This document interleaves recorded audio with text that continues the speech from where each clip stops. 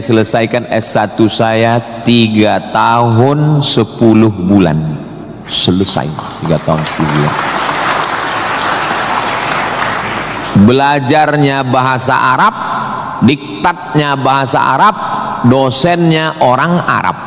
Maka saya kalau ketemu sama mahasiswa saya tanya, semester berapa? 4 Pak Ustadz. Tapi mukanya kok tua kali. 14 Pak Ustadz. Kok bisa kamu sampai semester 14? Dosennya orang Indonesia, diktatnya bahasa Indonesia, referensinya Indonesia, campur Inggris dikit, makalah bisa campur AI. Kenapa kuliah bisa begitu lama? Apa kuncinya Ustadz, kenapa kuliah bisa cepat? Kuncinya simple aja. Saya kan belajar dulu dapat beasiswa dari Al-Azhar. Al-Azhar itu kalau tidak naik tingkat setahun, beasiswanya potong 50%. Kalau nggak naik 2 tahun putus. Kalau 3 tahun nggak naik DO. Kalau sudah DO tidak dikasih tiket pulang. Siap-siap membuat rakit dari Sungai Nil ke Sungai Siak. Jadi yang membuat saya serius belajar itu adalah karena takut nggak makan dan takut nggak dapat tiket pulang. Jadi saya juga terlalu muluk-muluk. Saya nggak berani juga menasihati adik-adik. Saya belajar serius karena takut kepada Allah. Dulu kita nggak begitu. Ya itu. Makanya kalau ada mahasiswa, Ustaz Somad, ya, tolong saya kasih tips biar supaya serius belajar dan nggak pacaran. Saya bilang, cewek itu mau sama kau karena kau berduit. Kalau kau nggak berduit, nggak ada cewek mau. Kalau ada juga cewek mau, kau nggak berduit, dia tetap mau. 2 kemungkinan. Pertama, memang kau betua. Yang kedua, cewek itu bodoh. Iya, kan bodoh itu. Udah jelas laki-laki nggak ada duit, mau juga dia. Pelet apa yang dia pakai? Dari semester 1 pacaran, semester 2 sampai KKN, bonceng sana bonceng sini, pergi sana pergi sini, pacaran 5 tahun, ditinggal pas lagi sayang-sayangnya. Mohon maaf, kalau ada mahasiswi yang mau pacaran sampai 5 tahun, itu sama seperti iklan roti, dibuka, dijilat, dicelupin, gak dimakan-makan. Kira-kira yang rugi cewek apa cowok?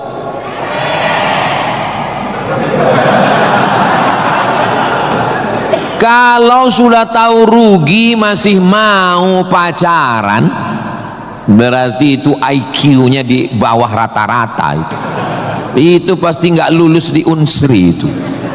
Di Universitas Sriwijaya ini orangnya cerdas secara intelektual dan cerdas secara spiritual dan cerdas secara emosional.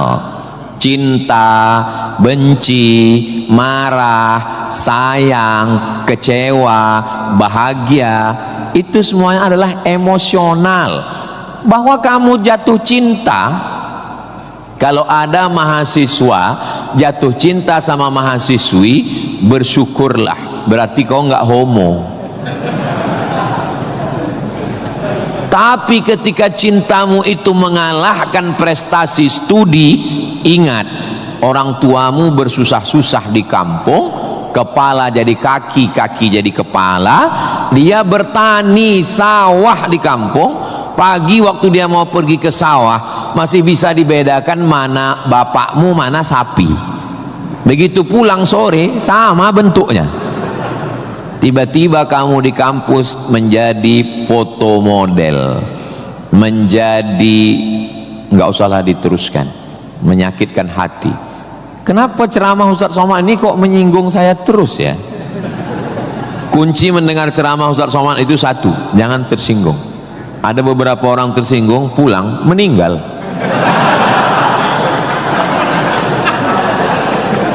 Saudaraku yang dimuliakan Allah, belajar ini seperti pakai kacamata kuda. Jadi waktu belajar dulu pakai kacamata kuda, jangan tengok kanan, jangan tengok kiri, fokus ke depan, tentukan arahmu, maka alam semesta akan membantu. Tentukan targetmu, mana last destination, stasiun terakhir yang mau ditarget mana. Setelah itu langkah kena kakimu, karena kau bertuhan, serahkan pada Allah. Bismillahi tawakkaltu ala Allah, la haula wala quwata illa billah. Ustadz dulu cita-citanya apa? Cita-cita saya selesai S1, habis itu saya S2, habis itu saya S3. Setelah saya doktor, saya mau jadi dosen, dan setelah nanti dapat duit, saya mau membahagiakan orang tua. Cita-cita saya nggak banyak. Nggak ada cita-cita saya dulu diundang memberikan kuliah umum ke Universitas Sriwijaya, naik helikopter. Nggak ada sama sekali. Nggak terpikir di kepala saya. Nggak ada terlintas. Cita-cita saya simple, singkat aja. Yang penting kuliah S1, S2, S3, habis itu doktor, jadi dosen, pulang ke kampung, ngajar, membahagiakan orang tua. Makanya waktu saya kuliah di Maroko, saya anak pertama, adik saya anak kedua. Kami cuma berdua, adik beradik, saudara kandung laki-laki dua-duanya. Kata adik saya mau nikah. Saya tunggu kamu pulang selesai S2 di Maroko atau gimana? Saya bilang kau nikah aja duluan, karena aku nggak jelas tanggalnya nih kapan. Pulang pun aku belum tentu nikah. Aku masih banyak cita-citaku. Aku masih selesai S2, aku mau S3, aku mau jadi dosen, aku dapat uang, bahagiakan. Kau kalau mau nikah, nikahlah duluan, jangan terhalang karena aku. Alhamdulillah adik saya menikah duluan. Anaknya sekarang sudah gadis, anak perempuan pertama, dan sekarang sudah belajar di Al-Azhar Kairo, Mesir. Jadi kita bagi-bagi. Kau bahagiakan dengan ibu punya cucu, dan aku membahagiakan dengan kuliahku. Nah, jadi kalau kita mau kuliah, jangan juga kita halangi adik-adik kita yang mau nikah. Nah, jangan sampai kita mau S2, S3, S teler, S cendol, S doger, S Bandung, sampai yang di bawah-bawah ini terhalang, terkendala.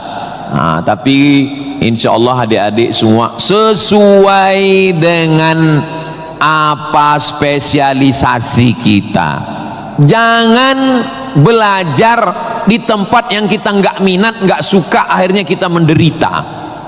Kita udah nggak suka bidang ini, tapi karena terpaksa akhirnya menderita, stres, depresi, mati. Apa yang suka?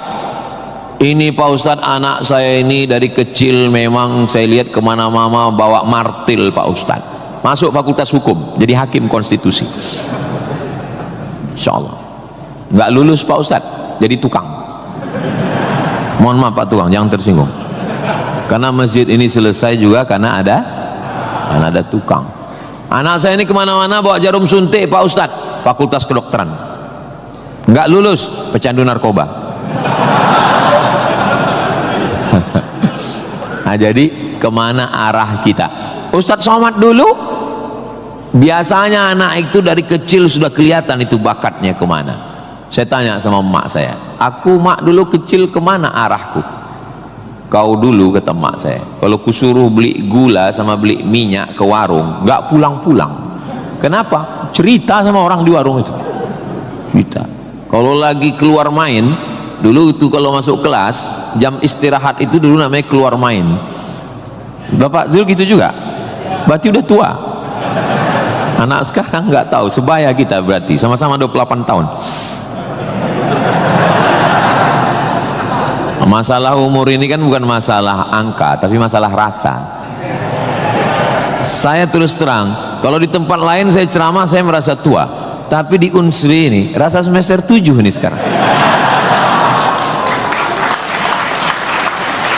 Nah itu, maka saya memang minta itu kepada Ustadz Kemas Ali, tolong kalau saya datang ke Sumatera Selatan 5 unsur mesti tercapai. Saya ada ceramah di kantor, alhamdulillah tadi sudah di kantor polisi. Tolong bawa saya ceramah di tanah lapang, tablik akbar supaya semua masyarakat dapat.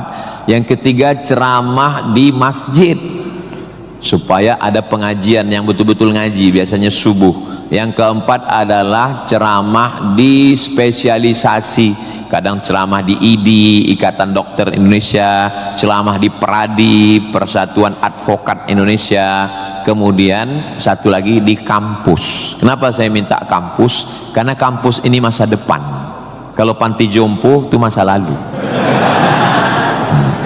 Ustaz jangan disebut jompo. Kami di sini ada juga yang tua. Saya tidak ada melihat orang tua di sini. Ini hanyalah anak-anak muda yang terjebak di tubuh yang tua. Jadi sebetulnya masalah tua dan muda itu adalah masalah semangat dan perasaan. Kalau semangatnya muda, perasaannya muda, maka disebut dia dengan sumpah pemuda. Padahal yang bersumpah itu orang tua. Tapi karena dia semangat, memang luar biasa Masjid Nabawi Unsri ini. TV-nya 4 di kiri, 4 di kanan. Luar biasa katanya. Kadang kita ceramah di beberapa masjid itu kecil aja TV-nya. Ini sampai 4. Ini menunjukkan anggaran untuk kampus ini memang hebat. Itu luar biasa. Jadi kalau ada orang mengatakan bahwa Sumatera Selatan itu bawahnya itu banyak emas, memang datanglah ke Unsri. Memang terbukti atapnya pun emas. Nggak salah itu Pak Ketua HIPMI. Memang banyak emas yang perlu digali di Sumatera Selatan ini, dan Unsri sudah mewujudkannya di atas. Siapa yang bisa melakukan bukan eksploitasi, tapi menggali potensi yang ada di alam ini? Itu adalah mahasiswa. Inna fi khalqis samawati, dalam penciptaan langit, wal ardi, penciptaan bumi, waqtilafil laili wan nahari, perputaran siang dan malam, la ayat, itu semua adalah ayat-ayat. Apa yang kau tahu tentang ayat? Ayat kursi Pak Ustaz. Apa yang kau tahu tentang ayat? Ayat Al-Quran Pak Ustaz. Apa yang kau tahu tentang ayat? Ayat-ayat cinta Pak Ustaz. Ayat semesta. Inna fi khalqis samawati, penciptaan langit, dipikirkan dengan akal, muncul ayat, namanya ayat kauniyah, ayat semesta yang dikaji satu fakultas khusus, namanya fakultas astronomi, bukan astrologi. Yang perlu dipelajari itu astronomi, bukan astrologi. Kalau yang astrologi itu, Anda lahir bulan April, bintang Anda Taurus. Jangan jatuh cinta dengan Pisces. Karena kalau ikan jatuh cinta dengan kambing, nanti tinggalnya di mana? Buang-buang waktu aja itu, nggak usah dikaji.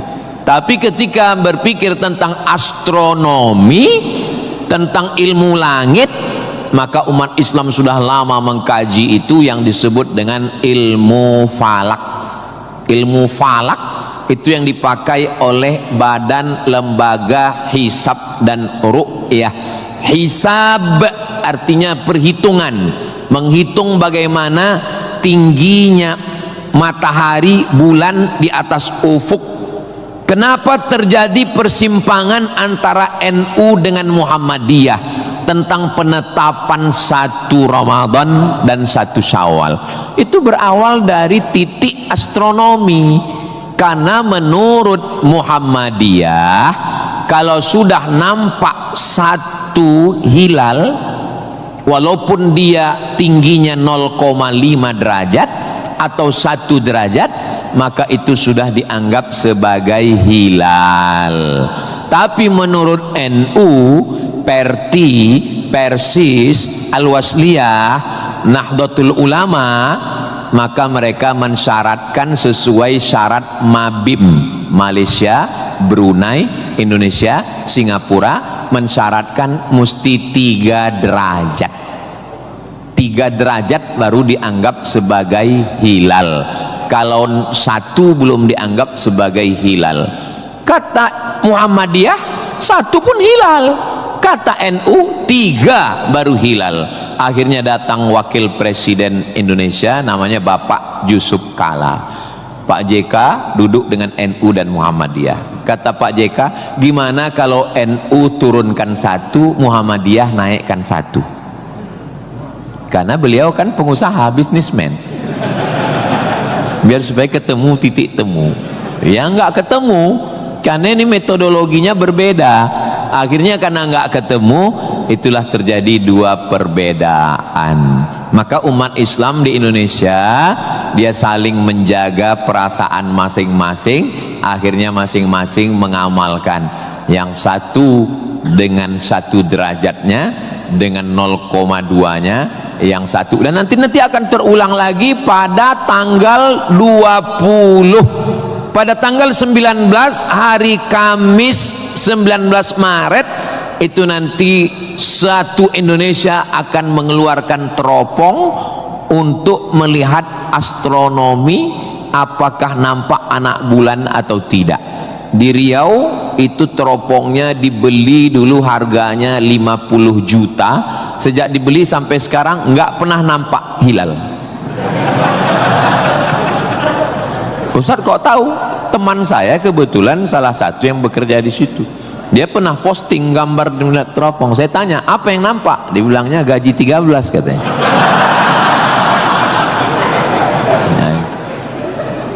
Nah, itu hanya bisa diselesaikan oleh astronomi. Ilmunya, orangnya astronom. Inna fi khalqis samawati wal ardi. Bumi, satu fakultas muncul namanya fakultas geologi. Geo bumi, logi ilmu, geologi ilmu bumi. Ternyata di dalam bumi ini ada batu bara. Di dalam bumi Sumatera Selatan ini batu bara. Ustaz tahu dari mana? Tadi waktu kami naik heli tadi. Ini nyebut heli ini 20 menit sekali harus diulang.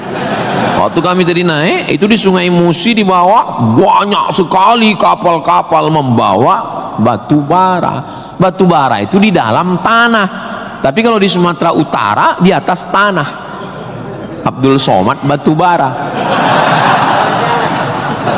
Di dalamnya ada nikel, di dalamnya ada minyak, di dalamnya ada emas, di dalamnya ada fosfat, di dalam ada gas, banyak sekali. Sebetulnya yang dicari Donald Bebek itu apa? Sampai jam 12 malam masuk ke kamar tidur Maduro, presiden Venezuela, yang lagi sedang tidur di samping istrinya dicomot oleh Donald. Sebenarnya Amerika cuman mencari satu, nyari minyak. Karena Amerika memang adidaya, betul.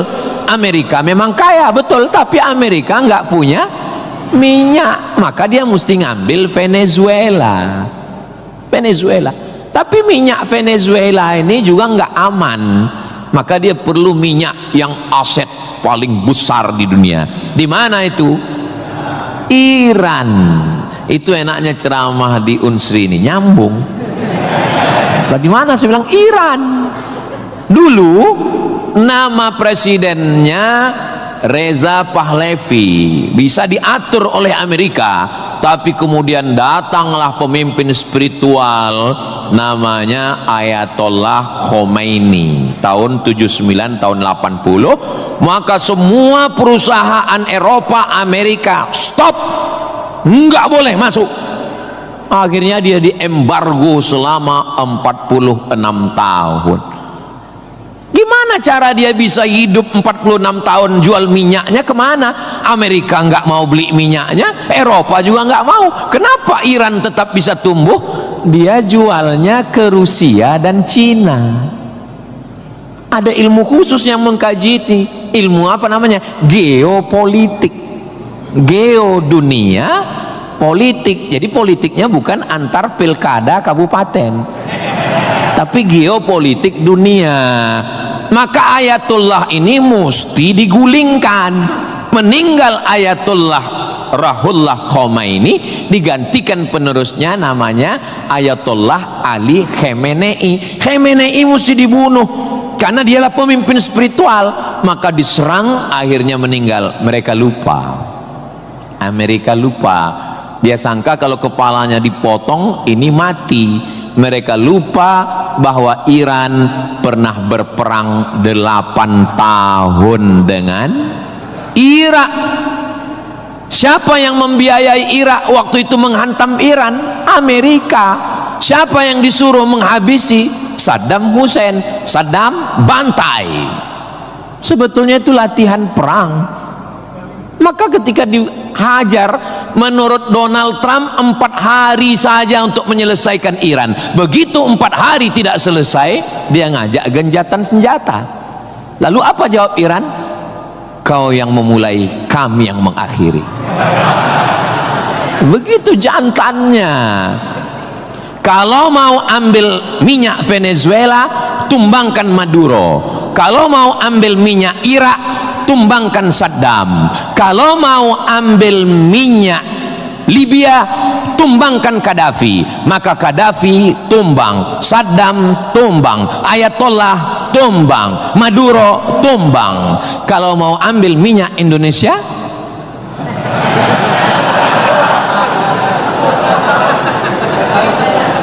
saudaraku yang dimuliakan Allah Subhanahu wa ta'ala, itulah hebatnya. Jadi adik-adik saya ajak 2 SKS kuliah geopolitik. Kenapa untuk mengambil minyak Venezuela mesti ditumbangkan Maduro? Kenapa untuk mengambil minyak Baghdad Saddam mesti ditumbangkan? Kenapa untuk mengambil minyak Libya Gaddafi mesti ditumbangkan? Kenapa Indonesia nggak ada yang ganggu? Karena di Indonesia nggak tumbang pun minyaknya udah dapat.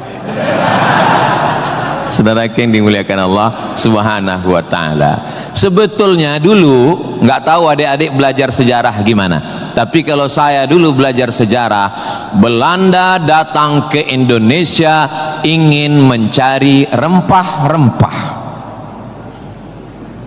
kayu manis, buah pala, merica, ketumbar. Kita pun waktu itu bingung, nanya sama guru SD, ya, Belanda kesini naik kapal kayu jauh-jauh dari Amsterdam, 3 bulan naik kapal cuman mau cari rempah. Iya katanya. Sekarang baru kita tahu mereka bukan nyari rempah, nyari minyak,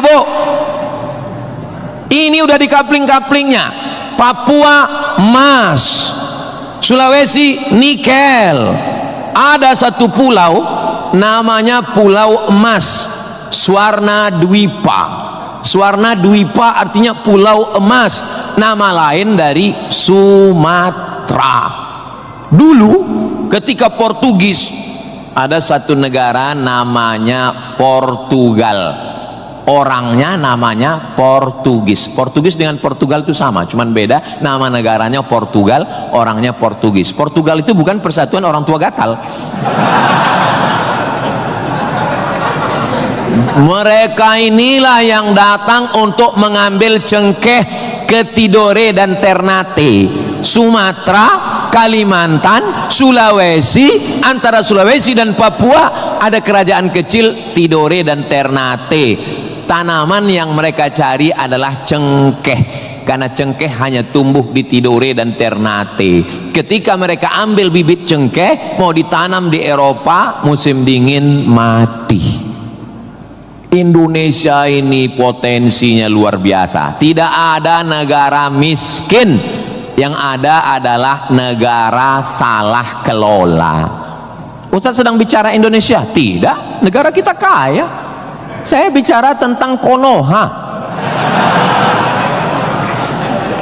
Maka saya tidak pernah pesimis, saya selalu optimis. Makanya walaupun ini bulan puasa, lapar, tapi suara saya menggelegar kan? Karena saya di kampus Unsri, maka saya semangat. Tapi seandainya ceramah siang jam 2 habis khutbah Jumat ini bukan di Unsri, tidak begini isi ceramah saya. Paling saya, marilah kita banyak ingat mati, ini bulan Ramadan, Mari kita banyak-banyak beristighfar, kita mengejar Lailatul Qadar. Tapi saya sedang bicara tentang masa depan. Saya bicara dengan mahasiswa, mereka yang akan melanjutkan tongkat estafet perjuangan ini. Saya yakin dan percaya bidang pertanian sudah, peternakan sudah, geopolitik mereka sangat paham, dan masalah spiritual batinnya mereka dididik di dalam Masjid Nabawi. Mereka diingatkan tentang 3. Adik-adik belajar agama ini nggak usah repot, nggak usah ribet, nggak usah jelimet. Yang penting di dalam hati itu ada 3. Pertama, akidah. Wujud qidam baqa mukhalafatu lil hawadisi qiyamuhu binafsihi wahdaniyah qudrat iradat ilmun sama basar kalam sifat 20. Ini akidah kita Imam Abul Hasan Al-Asy'ari. Yang kedua, setelah akidahnya mantap, dia mau beribadah. Gimana caranya beribadah? Rukun, syarat, wajib, sunnat. Inilah yang kedua, namanya fikih. Belajar fikih solat, belajar cara wudhu, cara tayamum yang membatalkan solat. Tapi dua-dua ini nggak ada maknanya. Ibadahnya nggak bermakna, akidahnya nggak bermakna kalau tidak ada yang ketiga. Yang ketiga adalah akhlak, sopan santun, tata krama, budi bahasa, menghormati orang tua, memuliakan dosen.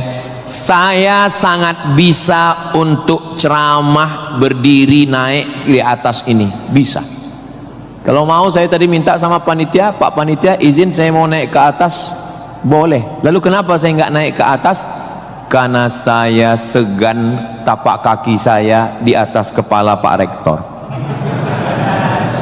Saya di atas sementara Bapak Ketua DPRD di bawah. Itu namanya sopan santun, tata krama, budi bahasa. Tapi adik-adik yang di atas jangan tersinggung. Saya bukan menyindir. Nggak apa-apa, demi Allah nggak apa-apa. Tapi Pak Ustadz khotib Jumat kan naik ke atas. Khotib Jumat di atas memang mimbar ini untuk khutbah. Mimbar Nabi itu tangganya cuma 3. 1, 2, 3. Maka kalau definisinya lebih dari yang dibuat Nabi adalah bid'ah, inilah mimbar yang bid'ah. 1, 2, 3, 4, 5, 6, 7, 8. Mimbar Nabi cuma 3. Sekarang orang belajar agama bukan mau menggali potensi agama, tapi hanya cukup dengan 5 jari. Jika tidak ada zaman Nabi, bid'ah. Apa ini? Orang mondok 7 tahun, belajar lagi di Al-Azhar, belajar lagi di Darul Mustafa Yaman, belajar lagi di Al-Ahqaf, terbang Syekh Syafiq dari Qudratullah, terbang ke Yaman belajar agama, bahasa Arab, nahu, sorob, balaghah, mantik, bayat, ma'ani. Ada orang ngaji cuman 5. Kalau tidak dibuat Nabi, bid'ah. Hari pertama ngaji online, hari kedua mulai membid'ahkan orang lain. Ini pemiskinan ilmu. Masya Allah, sangat luar biasa tausiah yang sudah disampaikan oleh guru kita Al-Ustaz Abdul Somad. Sahabat beriman yang dimuliakan Allah, tetaplah di channel ini karena kajian ini belum selesai dan masih banyak lagi hal-hal menarik yang akan disampaikan oleh beliau. Mari kita lanjutkan kembali. Selamat mendengarkan. Dan orang-orang beginilah yang mau diadu domba. Jangan mau diadu domba, karena kita bukan domba. Maka siapa yang mau diadu domba nanti disembelih waktu Idul. Saudaraku yang dimuliakan Allah Subhanahu wa taala. Jadi belajar agama itu penting. Kalau di universitas agama Islam memang dia ada pelajaran yang begitu banyak.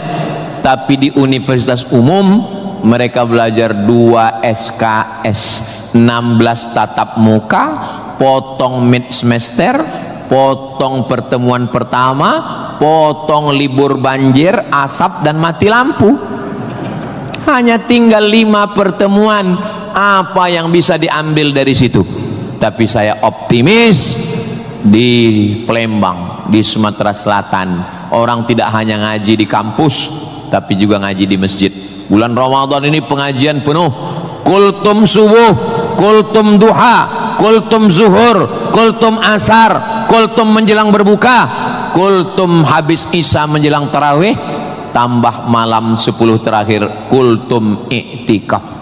Maka ada namanya madrasah Ramadan. Kira-kira selesai Ramadan ini apa yang bertambah? Alhamdulillah Ustaz Somad, selesai berRamadan ini ada 5 yang bertambah. Apa dia? Berat badan, kolesterol, gula darah, diabetes, asam lambung.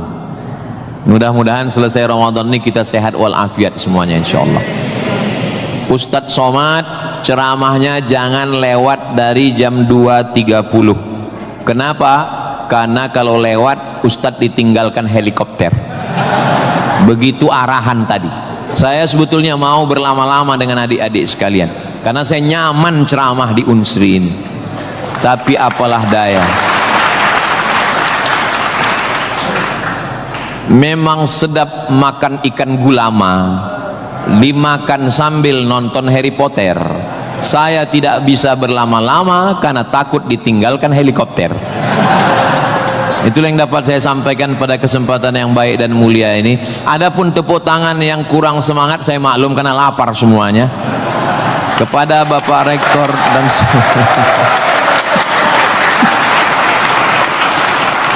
maukah Bapak Ibu memaafkan kesilapan dan kekhilafan saya?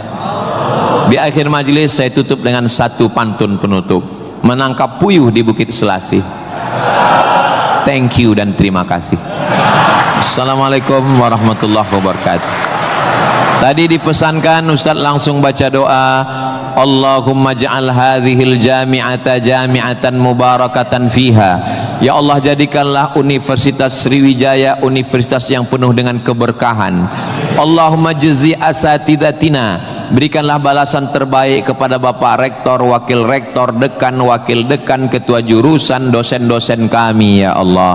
Sahih ajsadahum, sehatkan badannya, qawi imanahum, kuatkan imannya, wajzi hasanatihim, berikan balasan terbaik untuk guru-guru kami ya Allah. Allahumma hafaz abna'ana wa banatina, adik-adik mahasiswa mahasiswi kami, jaga hati badan mereka dari fitnah akhir zaman ini ya Allah. Allahumma ja'al hadzal balada baladan amina, jadikanlah Sumatera Selatan Indonesia baldatun thayyibatun wa rabbun ghafur. Allahumma dafa'ana al-ghala wal waba wal fahsya wal riba waz zina, selamatkan dari malapetaka, bencana riba, zina, narkoba, perbuatan keji dan mungkar. Allahumma ansur ikhwanana al-mujahidin al-mustad'afina fi Palestin, tolong saudara kami yang sedang teraniaya di Palestina ya Allah. Rabbana taqabbal minna, terimalah salat kami, puasa kami, qiyamul lail kami, tahajud kami, zikir kami, khataman Quran kami. Wa tammim taqsirana, sempurnakan segala kekurangan kami. Waqtim bis salihati a'malana, tutup umur kami dengan husnul khatimah. Kama jama'tana fi hadzal majlisil mubarak, sebagaimana engkau kumpulkan kami di majlis ilmu di tempat terbaik, di waktu yang baik, dengan ibadah yang baik, kumpulkan kami nanti di surga bersama Nabi Muhammad sallallahu alaihi wasallam. Rabbana atina fid dunya hasanah wa fil akhirati hasanah wa qina adzabannar. Wa sallallahu ala sayyidina Muhammad wa ala alihi wa sahbihi wa sallam, walhamdulillahi rabbil alamin. Taqabbalallahu minkum minna wa minkum taqabbal ya karim. Adik-adik jangan berdiri dulu, duduk. Saya dengan Pak Rektor dengan Civitas Akademika duduk di depan, lalu diambil fotonya dari sini. Soto bukan sembarang soto, soto dimakan di tengah laut, foto bukan sembarang foto, habis foto cepat diupload. Assalamualaikum warahmatullahi wabarakatuh. Alhamdulillahirrabbilalamin. Demikianlah tausiah yang sangat luar biasa yang sudah kita dengarkan bersama dari guru kita Al-Ustaz Abdul Somad. Tentunya banyak sekali ilmu, hikmah dan manfaat yang bisa kita jadikan pelajaran dalam kehidupan kita sehari-hari. Sahabat beriman yang dimuliakan Allah, mari kita doakan guru kita, semoga beliau selalu diberikan kesehatan dan dimudahkan segala urusannya. Dan buat sahabat semua yang sudah setia menyimak video ini sampai selesai, saya ucapkan terima kasih banyak. Semoga Allah Subhanahu wa Ta'ala senantiasa selalu melimpahkan segala rahmat dan karunia-Nya kepada sahabat semua. Selalu diberikan kesehatan, dimudahkan segala urusannya, dan dilancarkan rezekinya. Amin ya Rabbal Alamin. Demikian yang dapat saya bagikan, kurang lebihnya mohon maaf. Sampai bertemu lagi di video berikutnya. Wassalamualaikum warahmatullahi wabarakatuh. Setelah kita mendengarkan bersama tausiah yang sangat luar biasa dari guru kita Al-Ustaz Abdul Somad, sekarang mari kita lanjutkan aktivitas kita masing-masing. Semoga apa yang sudah disampaikan oleh beliau bisa menjadi ilmu yang bermanfaat dalam kehidupan kita sehari-hari. Selamat beraktivitas buat sahabat semua dan sukses selalu. Sampai bertemu lagi di video Ar-Razzaq 313 berikutnya. Wabillahi taufiq wal hidayah. Wassalamualaikum warahmatullahi wabarakatuh. Bismillahirrahmanirrahim. Assalamualaikum warahmatullahi wabarakatuh. Alhamdulillahirabbil alamin wassalatu wassalamu ala asyrafil anbiya'i wal mursalin sayyidina Muhammadin wa ala alihi wa sahbihi ajma'in, amma ba'du. Sahabat beriman yang dirahmati Allah, syukur alhamdulillah kita bertemu lagi di channel Ar-Razzaq 313. Pada kesempatan yang berbahagia ini, saya mengajak kita semua untuk bersama-sama mendengarkan tausiah yang sangat luar biasa yang akan disampaikan oleh guru kita Al-Ustaz Abdul Somad. Tentunya banyak sekali ilmu, hikmah, dan manfaat yang bisa kita jadikan pelajaran dalam kehidupan kita sehari-hari. Berikut ini, mari kita sama-sama dengarkan isi tausiah beliau. Selamat mendengarkan. Sebetulnya yang dicari Donald Bebek itu apa? Sampai jam 12 malam masuk ke kamar tidur Maduro, presiden Venezuela, yang lagi sedang tidur di samping istrinya dicomot oleh Donald. Sebenarnya Amerika cuman mencari satu, nyari minyak. Karena Amerika memang adidaya, betul. Amerika memang kaya, betul. Tapi Amerika nggak punya minyak, maka dia mesti ngambil Venezuela. Tapi minyak Venezuela ini juga nggak aman, maka dia perlu minyak yang aset paling besar di dunia. Di mana itu? Iran. Itu enaknya ceramah di Unsri ini, nyambung. Bagaimana saya bilang Iran? Dulu nama presidennya Reza Pahlavi, bisa diatur oleh Amerika. Tapi kemudian datanglah pemimpin spiritual namanya Ayatollah Khomeini tahun 79 tahun 80, maka semua perusahaan Eropa, Amerika stop, nggak boleh masuk. Akhirnya dia diembargo selama 46 tahun. Gimana cara dia bisa hidup 46 tahun? Jual minyaknya kemana? Amerika nggak mau beli minyaknya, Eropa juga nggak mau. Kenapa Iran tetap bisa tumbuh? Dia jualnya ke Rusia dan Cina. Ada ilmu khusus yang mengkaji ini. Ilmu apa namanya? Geopolitik. Geo dunia, politik. Jadi politiknya bukan antar pilkada kabupaten, tapi geopolitik dunia. Maka Ayatullah ini mesti digulingkan. Meninggal Ayatullah Ruhollah Khomeini, digantikan penerusnya namanya Ayatollah Ali Khamenei. Khamenei mesti dibunuh karena dialah pemimpin spiritual, maka diserang, akhirnya meninggal. Mereka lupa, Amerika lupa. Dia sangka kalau kepalanya dipotong ini mati. Mereka lupa bahwa Iran pernah berperang 8 tahun dengan Irak. Siapa yang membiayai Irak waktu itu menghantam Iran? Amerika. Siapa yang disuruh menghabisi? Saddam Hussein. Saddam bantai. Sebetulnya itu latihan perang. Maka ketika dihajar, menurut Donald Trump 4 hari saja untuk menyelesaikan Iran. Begitu 4 hari tidak selesai, dia ngajak gencatan senjata. Lalu apa jawab Iran? Kau yang memulai, kami yang mengakhiri. Begitu jantannya. Kalau mau ambil minyak Venezuela, tumbangkan Maduro. Kalau mau ambil minyak Irak, tumbangkan Saddam. Kalau mau ambil minyak Libya, tumbangkan Gaddafi. Maka Gaddafi tumbang, Saddam tumbang, Ayatollah tumbang, Maduro tumbang. Kalau mau ambil minyak Indonesia, nggak ada bawa-bawa Islam. Universitas Sriwijaya, tapi isinya sangat islami. Mahasiswanya belajar di masjid, mahasiswanya dipisah laki-laki dan perempuan, yang laki-laki di depan, yang perempuan di belakang, sehingga yang mahasiswa nggak bisa melirik mahasiswi, dan mahasiswi pun hanya bisa melihat tengkuk mahasiswa. Jadi nggak akan ada istilah pacaran di dalam masjid, di luar kita nggak tahu. Mudah-mudahan Allah menjaga adik-adik semua. Bagi yang sudah daftar dan lulus belajar di Universitas Sriwijaya, ini nikmat yang terbesar. Syukuri dengan ucapan Alhamdulillahi Rabbil Alamin. Dan kita berterima kasih kepada orang yang mengajarkan kita cara bersyukur dengan berselawat untuknya. Allahumma sholli ala Sayyidina Muhammad wa ala ali Sayyidina Muhammad. Ini kampus luas sekali. Saya tadi dibawa dari sholat Masjid Polda pergi ke parkir helikopter. Lalu saya sebenarnya mau cerita bahwa saya naik heli, itu aja sebetulnya. Iya, kadang orang cerita mutar-mutar substansinya sulit dipahami. Kenapa kita mesti naik heli? Ini kampusnya Ustadz kalau lewat tol lebih kurang 40 menit dari kota Palembang. Kenapa kampusnya mesti jauh? Ternyata di sini ada 700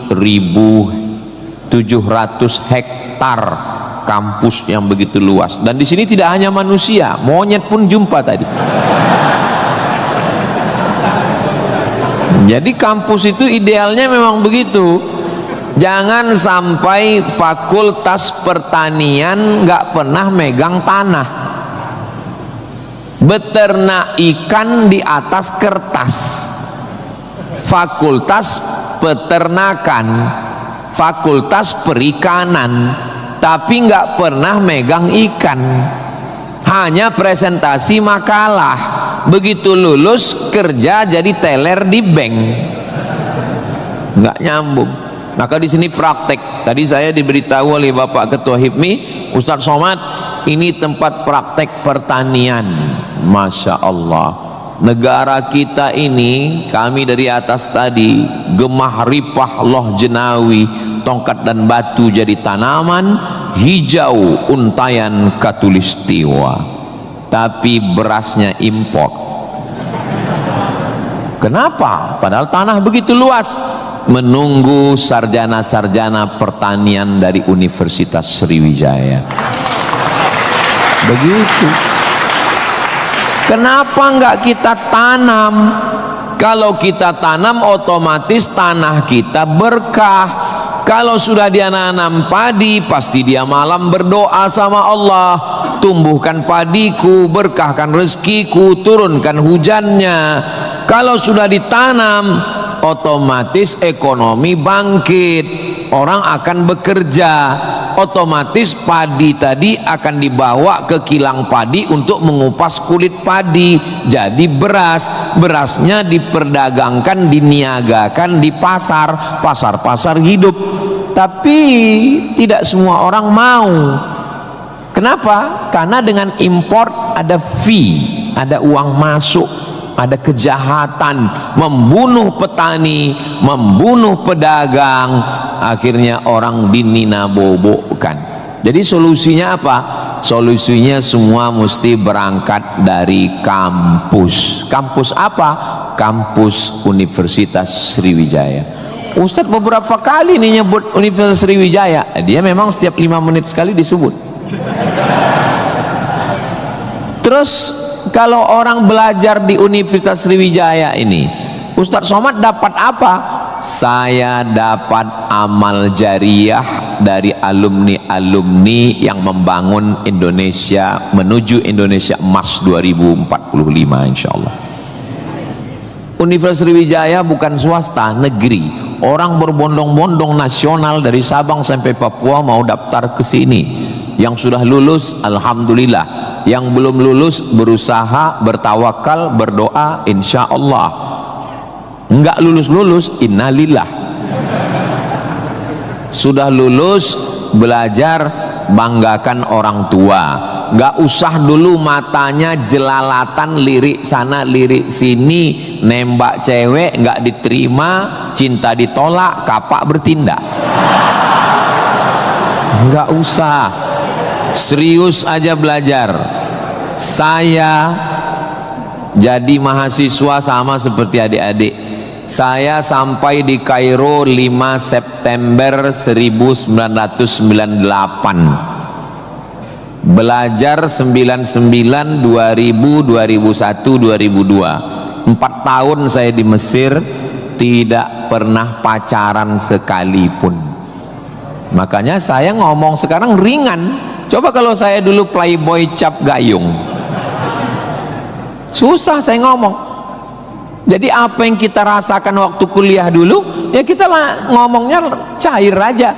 Adik-adik jangan pacaran, yang penting kualitas belajar, sibuk menyibukkan pikiran untuk belajar. Terus Ustadz dulu nggak pacaran itu gimana ceritanya? Mahasiswa Indonesia 2400, yang laki-laki 2100, yang perempuan 300. Saya termasuk yang tereliminasi, kalah dalam persaingan. Tapi kalau kita kalah dari satu sisi, jangan kalah dari sisi yang lain. Saya alhamdulillah untuk masalah pacaran mungkin saya kalah. Saya bukan petualang, saya kurang suka adventure. Tapi dalam masalah belajar saya serius. Di Al-Azhar tidak pakai sistem SKS, dia pakai sistem paket. 1 tahun ada 14 mata kuliah, tambah 2 juz hafalan Quran, dan dibagi 2 termen, 7 termen awal, 7 termen 2. 14 mata kuliah, kalau nggak lulus 3, ulang setahun. 3 mata kuliah itu hanya diulang dalam setahun, habis umur. Maka saya berusaha belajar pagi, petang, siang, malam, tetap tidur dan makan. Dan akhirnya saya selesai S1, masuk bulan September. Saya selesai S1 bulan Juli. Saya selesaikan S1 saya 3 tahun 10 bulan. Selesai 3 tahun 10 bulan. Belajarnya bahasa Arab, diktatnya bahasa Arab, dosennya orang Arab. Maka saya kalau ketemu sama mahasiswa, saya tanya, semester berapa? 4 Pak Ustadz. Tapi mukanya kok tua kali. 14 Pak Ustadz. Kok bisa kamu sampai semester 14? Dosennya orang Indonesia, diktatnya bahasa Indonesia, referensinya Indonesia, campur Inggris dikit, makalah bisa campur AI. Kenapa kuliah bisa begitu lama? Apa kuncinya Ustadz, kenapa kuliah bisa cepat? Kuncinya simple aja. Saya kan belajar dulu dapat beasiswa dari Al-Azhar. Al-Azhar itu kalau tidak naik tingkat setahun, beasiswanya potong 50%. Kalau nggak naik 2 tahun, putus. Kalau 3 tahun nggak naik, DO. Kalau sudah DO, tidak dikasih tiket pulang. Siap-siap membuat rakit dari Sungai Nil ke Sungai Siak. Jadi yang membuat saya serius belajar itu adalah karena takut nggak makan dan takut nggak dapat tiket pulang. Jadi saya juga terlalu muluk-muluk. Saya nggak berani juga menasihati adik-adik. Saya belajar serius karena takut kepada Allah. Dulu kita nggak begitu. Ya itu. Makanya kalau ada mahasiswa, Ustadz Somad, ya, tolong saya kasih tips biar supaya serius belajar dan nggak pacaran. Saya bilang, cewek itu mau sama kau karena kau berduit. Kalau kau nggak berduit, nggak ada cewek mau. Kalau ada juga cewek mau, kau nggak berduit, dia tetap mau. Dua kemungkinan. Pertama, memang kau bertuah. Yang kedua, cewek itu bodoh. Iya, kan bodoh itu. Udah jelas laki-laki nggak ada duit, mau juga dia. Pelet apa yang dia pakai? Dari semester 1 pacaran, semester 2 sampai KKN, bonceng sana bonceng sini, pergi sana pergi sini, pacaran 5 tahun, ditinggal pas lagi sayang-sayangnya. Mohon maaf, kalau ada mahasiswi yang mau pacaran sampai 5 tahun, itu sama seperti iklan roti, dibuka, dijilat, dicelupin, gak dimakan-makan. Kira-kira yang rugi cewek apa cowok?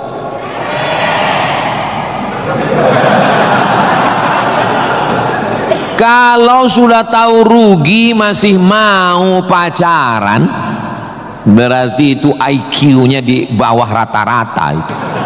Itu pasti nggak lulus di Unsri itu. Di Universitas Sriwijaya ini orangnya cerdas secara intelektual dan cerdas secara spiritual dan cerdas secara emosional. Cinta, benci, marah, sayang, kecewa, bahagia, itu semuanya adalah emosional. Bahwa kamu jatuh cinta, kalau ada mahasiswa jatuh cinta sama mahasiswi, bersyukurlah, berarti kau nggak homo. Tapi ketika cintamu itu mengalahkan prestasi studi, ingat, orang tuamu bersusah-susah di kampung, kepala jadi kaki, kaki jadi kepala, dia bertani sawah di kampung. Pagi waktu dia mau pergi ke sawah, masih bisa dibedakan mana bapakmu, mana sapi. Begitu pulang sore, sama bentuknya. Tiba-tiba kamu di kampus menjadi foto model, menjadi, nggak usahlah diteruskan, menyakitkan hati. Kenapa ceramah Ustaz Somad ini kok menyinggung saya terus ya? Kunci mendengar ceramah Ustaz Somad itu satu, jangan tersinggung. Ada beberapa orang tersinggung, pulang meninggal.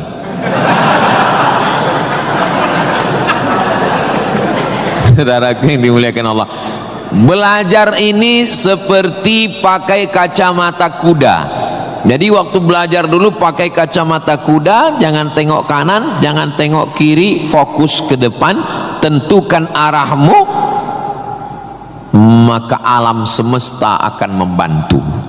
Tentukan targetmu, mana last destination, stasiun terakhir yang mau ditarget mana. Setelah itu langkah kena kakimu, karena kau bertuhan, serahkan pada Allah. Bismillahi tawakkaltu ala Allah, la haula wala quwata illa billah. Ustadz dulu cita-citanya apa? Cita-cita saya selesai S1, habis itu saya S2, habis itu saya S3. Setelah saya doktor, saya mau jadi dosen, dan setelah nanti dapat duit, saya mau membahagiakan orang tua.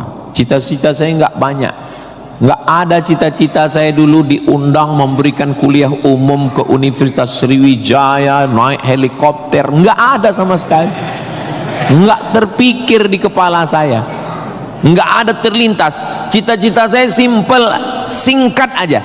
Yang penting kuliah S1, S2, S3, habis itu doktor, jadi dosen, pulang ke kampung, ngajar, membahagiakan orang tua. Makanya waktu saya kuliah di Maroko, saya anak pertama, adik saya anak kedua. Kami cuma berdua, adik beradik, saudara kandung laki-laki dua-duanya. Kata adik saya mau nikah. Saya tunggu kamu pulang selesai S2 di Maroko atau gimana? Saya bilang kau nikah aja duluan, karena aku nggak jelas tanggalnya nih kapan. Pulang pun aku belum tentu nikah. Aku masih banyak cita-citaku. aku masih selesai S2, aku mau S3, aku mau jadi dosen, aku dapat uang, bahagiakan. Kau kalau mau nikah, nikahlah duluan, jangan terhalang karena aku. Alhamdulillah adik saya menikah duluan, anaknya sekarang sudah gadis, anak perempuan pertama, dan sekarang sudah belajar di Al-Azhar Kairo, Mesir. Jadi kita bagi-bagi, kau bahagiakan dengan ibu punya cucu, dan aku membahagiakan dengan kuliahku. Nah, jadi kalau kita mau kuliah, jangan juga kita halangi adik-adik kita yang mau nikah. Nah, jangan sampai kita mau S2, S3, S teler, S cendol, S doger, S Bandung, sampai yang di bawah-bawah ini terhalang, terkendala. Nah, tapi insya Allah adik-adik semua sesuai dengan apa spesialisasi kita. Jangan belajar di tempat yang kita nggak minat, nggak suka, akhirnya kita menderita. Kita udah nggak suka bidang ini, tapi karena terpaksa akhirnya menderita, stres, depresi, mati. Apa yang suka? Ini Pak Ustadz, anak saya ini dari kecil memang saya lihat kemana-mana bawa martil Pak Ustadz, masuk fakultas hukum jadi hakim konstitusi, insya Allah. Nggak lulus Pak Ustadz, jadi tukang. Mohon maaf Pak tukang, jangan tersinggung, karena masjid ini selesai juga karena ada tukang. Anak saya ini kemana-mana bawa jarum suntik Pak Ustadz, fakultas kedokteran. Nggak lulus, pecandu narkoba. Nah, jadi kemana arah kita? Ustadz Somad dulu biasanya anak itu dari kecil sudah kelihatan itu bakatnya kemana. Saya tanya sama emak saya, aku mak dulu kecil kemana arahku? Kau dulu, kata emak saya, kalau kusuruh beli gula sama beli minyak ke warung, nggak pulang-pulang. Kenapa? Cerita sama orang di warung itu, cerita. Kalau lagi keluar main, dulu itu kalau masuk kelas, jam istirahat itu dulu namanya keluar main. Bapak dulu gitu juga? Berarti udah tua. Anak sekarang nggak tahu, sebaya kita berarti, sama-sama 28 tahun. Masalah umur ini kan bukan masalah angka, tapi masalah rasa. Saya terus terang, kalau di tempat lain saya ceramah saya merasa tua, tapi di Unsri ini rasa semester 7 nih sekarang. Nah itu, maka saya memang minta itu kepada Ustadz Kemas Ali, tolong kalau saya datang ke Sumatera Selatan, 5 unsur mesti tercapai. Saya ada ceramah di kantor, alhamdulillah tadi sudah di kantor polisi. Tolong bawa saya ceramah di tanah lapang, tablik akbar supaya semua masyarakat dapat. Yang ketiga, ceramah di masjid supaya ada pengajian yang betul-betul ngaji, biasanya subuh. Yang keempat adalah ceramah di spesialisasi, kadang ceramah di IDI, Ikatan Dokter Indonesia, ceramah di PERADI, Persatuan Advokat Indonesia, kemudian satu lagi di kampus. Kenapa saya minta kampus? Karena kampus ini masa depan. Kalau panti jompo itu masa lalu. Ustaz jangan disebut jompo, kami di sini ada juga yang tua. Saya tidak ada melihat orang tua di sini. Ini hanyalah anak-anak muda yang terjebak di tubuh yang tua. Nah, jadi sebetulnya masalah tua dan muda itu adalah masalah semangat dan perasaan. Kalau semangatnya muda, perasaannya muda, maka disebut dia dengan sumpah pemuda. Padahal yang bersumpah itu orang tua. Tapi karena dia semangat, memang luar biasa Masjid Nabawi Unsri ini. TV-nya 4 di kiri, 4 di kanan. Luar biasa katanya. Kadang kita ceramah di beberapa masjid itu kecil aja TV-nya. Ini sampai 4. Ini menunjukkan anggaran untuk kampus ini memang hebat. Itu luar biasa. Jadi kalau ada orang mengatakan bahwa Sumatera Selatan itu bawahnya itu banyak emas, memang datanglah ke Unsri, memang terbukti atapnya pun emas. Nggak salah itu Pak Ketua HIPMI, memang banyak emas yang perlu digali di Sumatera Selatan ini, dan Unsri sudah mewujudkannya di atas. Siapa yang bisa melakukan bukan eksploitasi, tapi menggali potensi yang ada di alam ini. Nah, itu adalah mahasiswa. Inna fi khalqis samawati, dalam penciptaan langit, wal ardi, penciptaan bumi, waqtilafil laili wan nahari, perputaran siang dan malam, la ayat, itu semua adalah ayat-ayat. Apa yang kau tahu tentang ayat? Ayat kursi, Pak Ustaz. Apa yang kau tahu tentang ayat? Ayat Al-Quran, Pak Ustaz. Apa yang kau tahu tentang ayat? Ayat-ayat cinta, Pak Ustaz. Ayat semesta. Inna fi khalqis samawati, penciptaan langit, dipikirkan dengan akal, muncul ayat, namanya ayat kauniyah, ayat semesta yang dikaji satu fakultas khusus, namanya fakultas astronomi, bukan astrologi.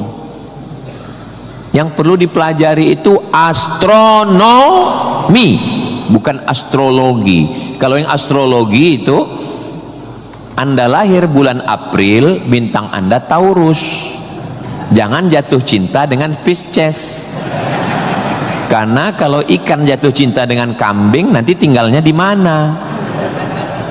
Buang-buang waktu aja itu, nggak usah dikaji.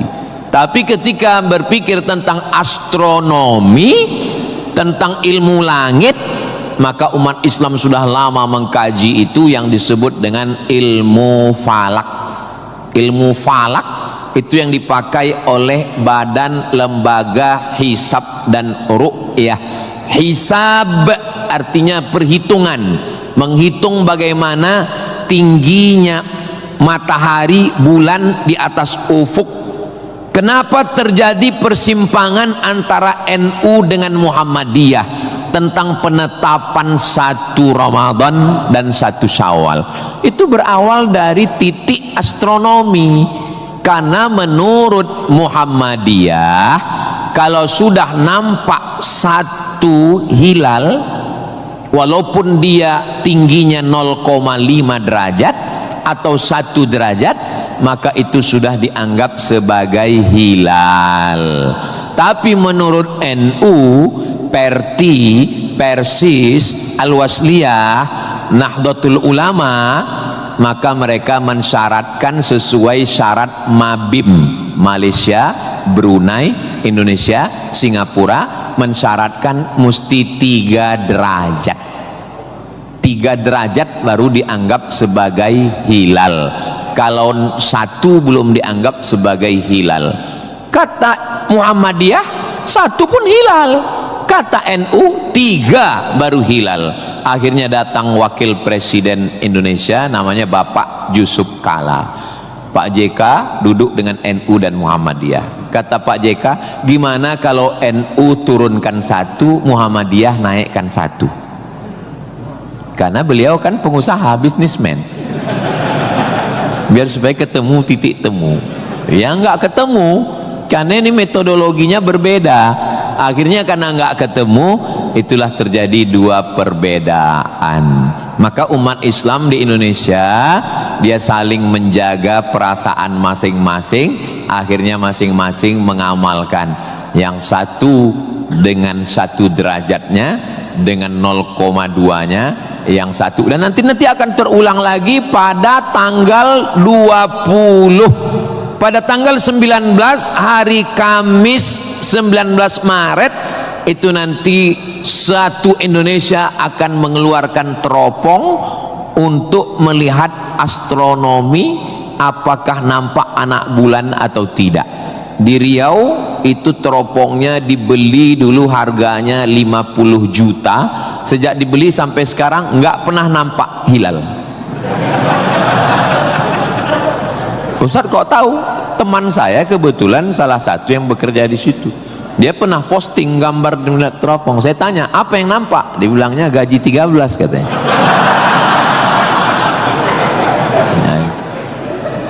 Nah, itu hanya bisa diselesaikan oleh astronomi. Ilmunya, orangnya astronom. Inna fi khalqis samawati wal ardi, bumi, satu fakultas muncul namanya fakultas geologi. Geo bumi, logi ilmu, geologi ilmu bumi. Ternyata di dalam bumi ini ada batu bara. Di dalam bumi Sumatera Selatan ini batu bara. Ustaz tahu dari mana? Tadi waktu kami naik heli tadi. Ini nyebut heli ini 20 menit sekali harus diulang. Waktu kami tadi naik, itu di Sungai Musi di bawah banyak sekali kapal-kapal membawa batu bara. Batu bara itu di dalam tanah. Tapi kalau di Sumatera Utara di atas tanah. Abdul Somad batu bara. Di dalamnya ada nikel, di dalamnya ada minyak, di dalamnya ada emas, di dalamnya ada fosfat, di dalam ada gas, banyak sekali. Sebetulnya yang dicari Donald Bebek itu apa? Sampai jam 12 malam masuk ke kamar tidur Maduro, presiden Venezuela, yang lagi sedang tidur di samping istrinya dicomot oleh Donald. Sebenarnya Amerika cuman mencari satu, nyari minyak. Karena Amerika memang adidaya, betul. Amerika memang kaya, betul. Tapi Amerika nggak punya minyak, maka dia mesti ngambil Venezuela. Venezuela.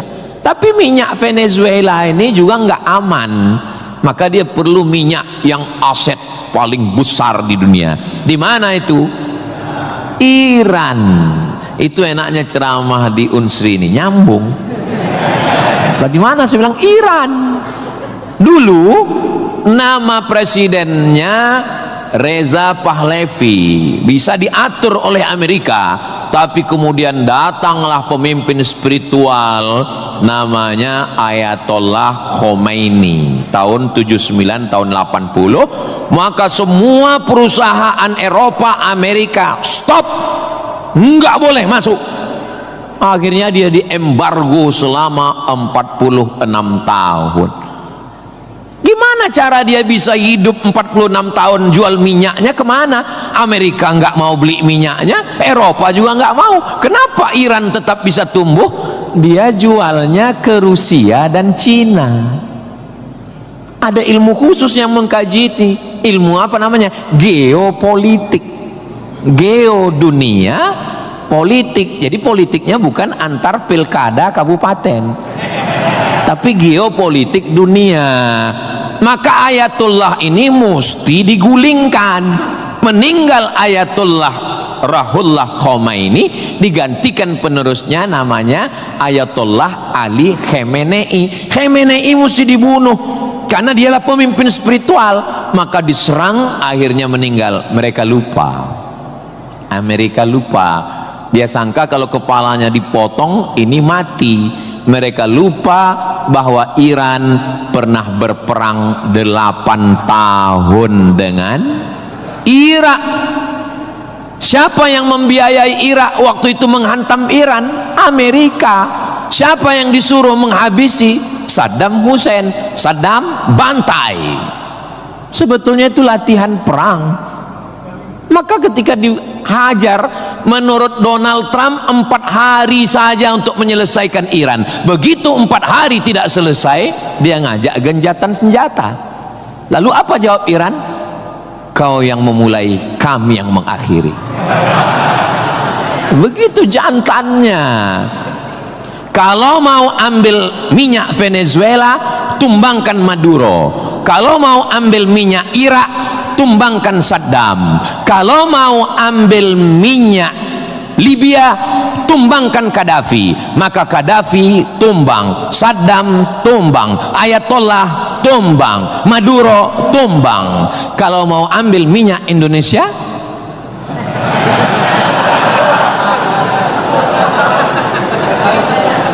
saudaraku yang dimuliakan Allah Subhanahu wa ta'ala, itulah hebatnya. Jadi adik-adik saya ajak 2 SKS kuliah geopolitik.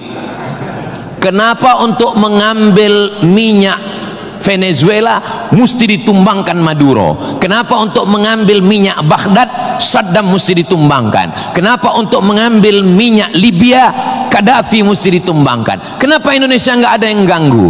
Karena di Indonesia nggak tumbang pun minyaknya udah dapat. Saudara yang dimuliakan Allah Subhanahu wa taala. Sebetulnya dulu nggak tahu adik-adik belajar sejarah gimana. Tapi kalau saya dulu belajar sejarah, Belanda datang ke Indonesia ingin mencari rempah-rempah. Kayu manis, buah pala, merica, ketumbar. Kita pun waktu itu bingung. Nanya sama guru SD, ya, Belanda kesini naik kapal kayu jauh-jauh dari Amsterdam, 3 bulan naik kapal cuman mau cari rempah. Iya katanya. Sekarang baru kita tahu mereka bukan nyari rempah, nyari minyak. Ini udah di kapling-kaplingnya. Papua emas, Sulawesi nikel. Ada satu pulau namanya Pulau Emas, Swarna Dwipa.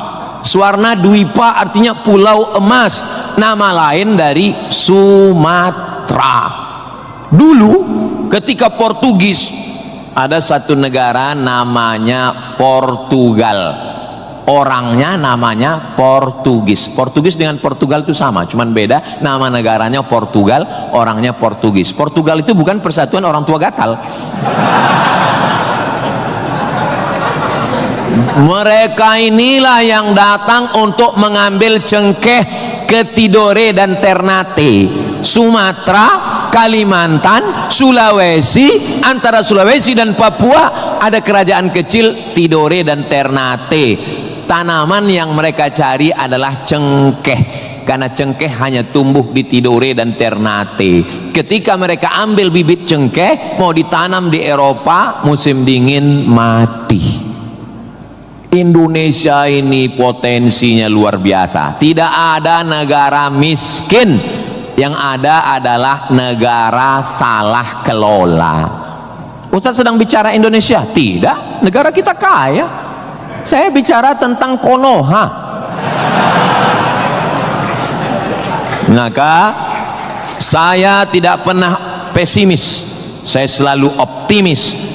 Makanya walaupun ini bulan puasa, lapar, tapi suara saya menggelegar kan? Karena saya di kampus Unsri, maka saya semangat. Tapi seandainya ceramah siang jam 2 habis khutbah Jumat ini bukan di Unsri, tidak begini isi ceramah saya. Paling saya, marilah kita banyak ingat mati.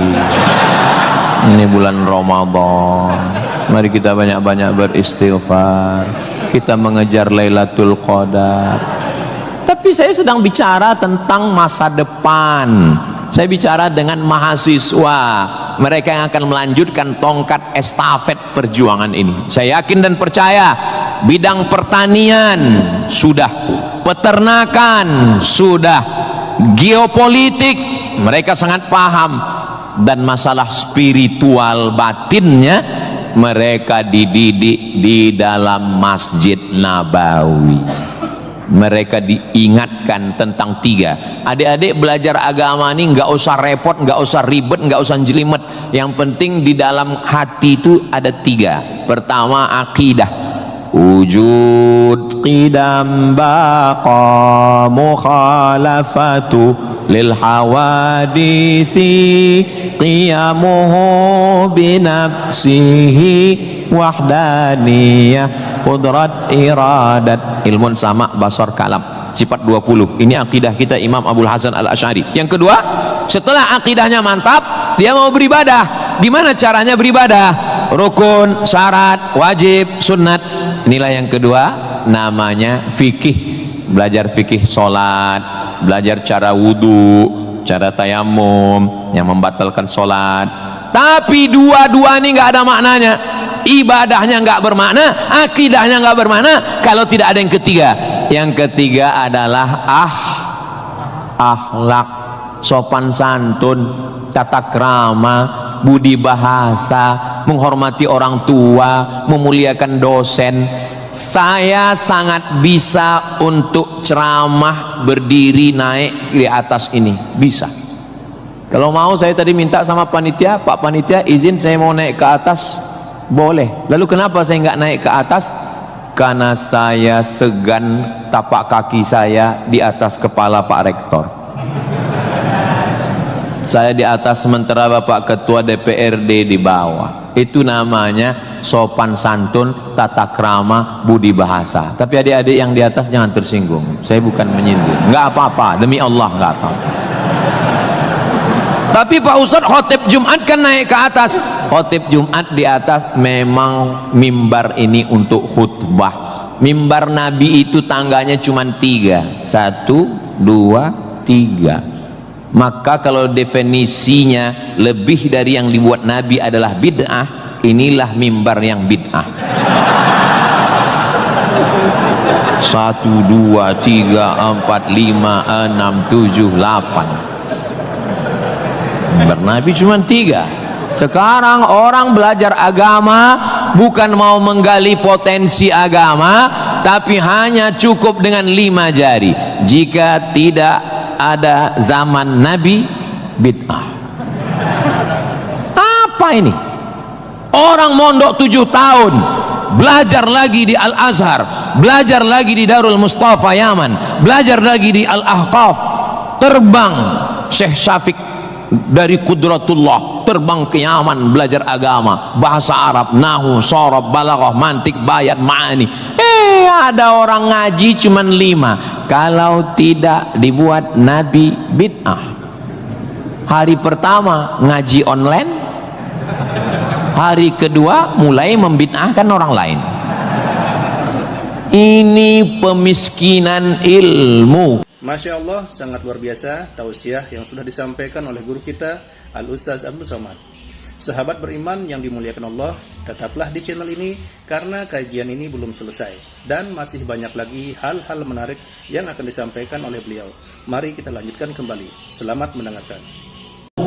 Dan orang-orang beginilah yang mau diadu domba. Jangan mau diadu domba, karena kita bukan domba. Maka siapa yang mau diadu domba, nanti disembelih waktu Idul.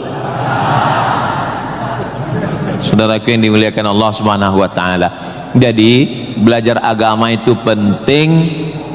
Kalau di universitas agama Islam memang dia ada pelajaran yang begitu banyak. Tapi di universitas umum mereka belajar 2 SKS, 16 tatap muka, potong mid semester, potong pertemuan pertama, potong libur banjir, asap dan mati lampu.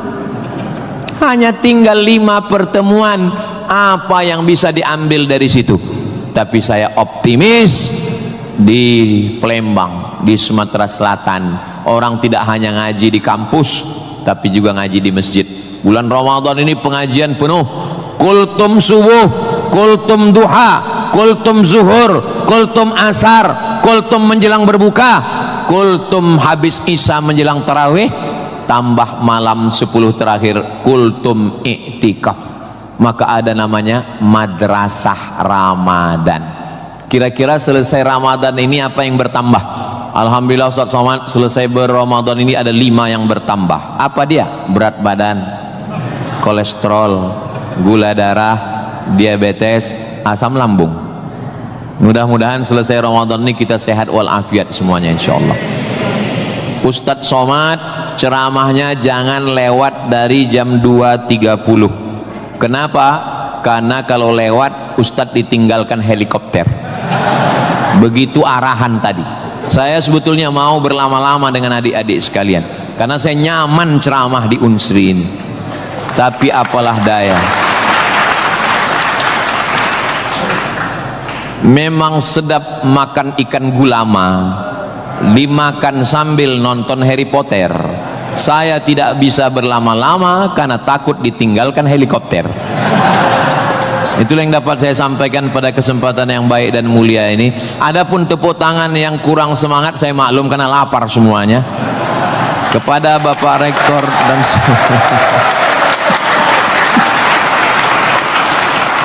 Maukah Bapak Ibu memaafkan kesilapan dan kekhilapan saya? Di akhir majelis saya tutup dengan satu pantun penutup. Menangkap puyuh di Bukit Selasih. Thank you dan terima kasih. Assalamualaikum warahmatullahi wabarakatuh. Tadi dipesankan Ustaz langsung baca doa, Allahumma ja'al hadhil jami'ata jami'atan mubarakatan fiha. Ya Allah, jadikanlah Universitas Sriwijaya universitas yang penuh dengan keberkahan. Allahumma jazi asatidatina, berikanlah balasan terbaik kepada Bapak Rektor, Wakil Rektor, Dekan, Wakil Dekan, Ketua Jurusan, dosen-dosen kami ya Allah. Sahih ajsadahum, sehatkan badannya, qawi imanahum, kuatkan imannya, wajzi hasanatihim, berikan balasan terbaik untuk guru-guru kami ya Allah. Allahumma hafaz abna'ana wa banatina, adik-adik mahasiswa-mahasiswi kami, jaga hati badan mereka dari fitnah akhir zaman ini ya Allah. Allahumma ja'al hadzal balada baladan amina, jadikanlah Sumatera Selatan Indonesia baldatun thayyibatun wa rabbun ghafur. Allahumma dafa'an al-ghala wal waba wal fahsya wal riba waz zina, selamatkan dari malapetaka, bencana riba, zina, narkoba, perbuatan keji dan mungkar. Allahumma ansur ikhwanana al-mujahidin al-mustad'afina fi Palestin, tolong saudara kami yang sedang teraniaya di Palestina ya Allah. Rabbana taqabbal minna, terimalah salat kami, puasa kami, qiyamul lail kami, tahajud kami, zikir kami, khataman Quran kami. Wa tammim taqsirana, sempurnakan segala kekurangan kami. Waqtim bis salihati a'malana, tutup umur kami dengan husnul khatimah. Kama jama'tana fi hadzal majlisil mubarak, sebagaimana engkau kumpulkan kami di majelis ilmu di tempat terbaik, di waktu yang baik, dengan ibadah yang baik, kumpulkan kami nanti di surga bersama Nabi Muhammad sallallahu alaihi wasallam. Rabbana atina fid dunya hasanah wa fil akhirati hasanah wa qina adzabannar. Wa sallallahu ala sayyidina Muhammad wa ala alihi wa sahbihi wa sallam, walhamdulillahi rabbil alamin. Taqabbalallahu minkum minna wa minkum taqabbal ya karim. Adik-adik jangan berdiri dulu, duduk. Saya dengan Pak Rektor dengan Civitas Akademika duduk di depan, lalu diambil fotonya dari sini. Soto bukan sembarang soto, soto dimakan di tengah laut, foto bukan sembarang foto, habis foto cepat diupload. Assalamualaikum warahmatullahi wabarakatuh.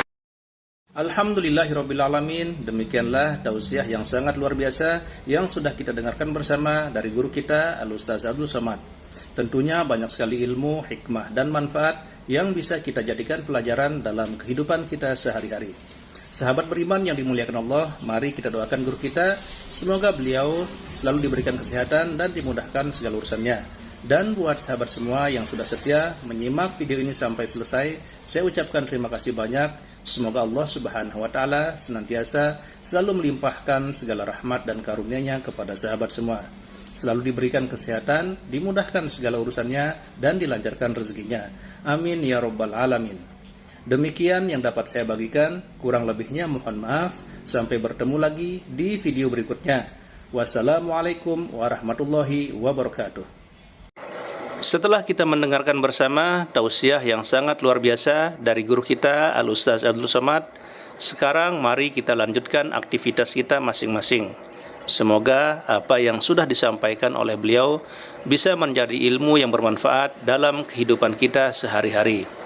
Selamat beraktivitas buat sahabat semua dan sukses selalu. Sampai bertemu lagi di video Ar-Razzaq 313 berikutnya. Wabillahi taufiq wal hidayah. Wassalamualaikum warahmatullahi wabarakatuh. Bismillahirrahmanirrahim. Assalamualaikum warahmatullahi wabarakatuh. Alhamdulillahirrabbilalamin. Wassalatu wassalamu ala asyrafil anbiya wal mursalin Sayyidina Muhammadin wa ala alihi wa sahbihi ajma'in, amma ba'du. Sahabat beriman yang dirahmati Allah, syukur alhamdulillah kita bertemu lagi di channel Ar-Razzaq 313. Pada kesempatan yang berbahagia ini, saya mengajak kita semua untuk bersama-sama mendengarkan tausiah yang sangat luar biasa yang akan disampaikan oleh guru kita Al-Ustaz Abdul Somad. Tentunya banyak sekali ilmu, hikmah, dan manfaat yang bisa kita jadikan pelajaran dalam kehidupan kita sehari-hari. Berikut ini, mari kita sama-sama dengarkan isi tausiah beliau. Selamat mendengarkan. Sebetulnya yang dicari Donald Bebek itu apa? Sampai jam 12 malam masuk ke kamar tidur Maduro, presiden Venezuela yang lagi sedang tidur di samping istrinya dicomot oleh Donald. Sebenarnya Amerika cuman mencari satu, nyari minyak. Karena Amerika memang adidaya, betul. Amerika memang kaya, betul. Tapi Amerika nggak punya minyak, maka dia mesti ngambil Venezuela. Tapi minyak Venezuela ini juga nggak aman, maka dia perlu minyak yang aset paling besar di dunia. Di mana itu? Iran. Itu enaknya ceramah di Unsri ini, nyambung. Bagaimana saya bilang Iran. Dulu nama presidennya Reza Pahlavi, bisa diatur oleh Amerika, tapi kemudian datanglah pemimpin spiritual namanya Ayatollah Khomeini tahun 79 tahun 80, maka semua perusahaan Eropa, Amerika stop, nggak boleh masuk. Akhirnya dia diembargo selama 46 tahun. Gimana cara dia bisa hidup 46 tahun? Jual minyaknya kemana? Amerika nggak mau beli minyaknya, Eropa juga nggak mau. Kenapa Iran tetap bisa tumbuh? Dia jualnya ke Rusia dan Cina. Ada ilmu khusus yang mengkaji ini. Ilmu apa namanya? Geopolitik. Geo dunia, politik. Jadi politiknya bukan antar pilkada kabupaten, tapi geopolitik dunia. Maka Ayatullah ini mesti digulingkan. Meninggal Ayatullah Ruhollah Khomeini, digantikan penerusnya namanya Ayatollah Ali Khamenei. Khamenei mesti dibunuh karena dialah pemimpin spiritual, maka diserang, akhirnya meninggal. Mereka lupa, Amerika lupa. Dia sangka kalau kepalanya dipotong ini mati. Mereka lupa bahwa Iran pernah berperang 8 tahun dengan Irak. Siapa yang membiayai Irak waktu itu menghantam Iran? Amerika. Siapa yang disuruh menghabisi? Saddam Hussein. Saddam bantai. Sebetulnya itu latihan perang. Maka ketika dihajar, menurut Donald Trump 4 hari saja untuk menyelesaikan Iran. Begitu 4 hari tidak selesai, dia ngajak genjatan senjata. Lalu apa jawab Iran? Kau yang memulai, kami yang mengakhiri. Begitu jantannya. Kalau mau ambil minyak Venezuela, tumbangkan Maduro. Kalau mau ambil minyak Irak, tumbangkan Saddam. Kalau mau ambil minyak Libya, tumbangkan Gaddafi. Maka Gaddafi tumbang, Saddam tumbang, Ayatollah tumbang, Maduro tumbang. Kalau mau ambil minyak Indonesia, nggak ada bawa-bawa Islam. Universitas Sriwijaya, tapi isinya sangat Islami. Mahasiswanya belajar di masjid, mahasiswanya dipisah laki-laki dan perempuan, yang laki-laki di depan, yang perempuan di belakang, sehingga yang mahasiswa nggak bisa melirik mahasiswi, dan mahasiswi pun hanya bisa melihat tengkuk mahasiswa. Jadi nggak akan ada istilah pacaran di dalam masjid, di luar kita nggak tahu. Mudah-mudahan Allah menjaga adik-adik semua. Bagi yang sudah daftar dan lulus belajar di Universitas Sriwijaya, ini nikmat yang terbesar. Syukuri dengan ucapan Alhamdulillahi Rabbil Alamin. Dan kita berterima kasih kepada orang yang mengajarkan kita cara bersyukur dengan berselawat untuknya. Allahumma sholli ala Sayyidina Muhammad wa ala ali Sayyidina Muhammad. Ini kampus luas sekali.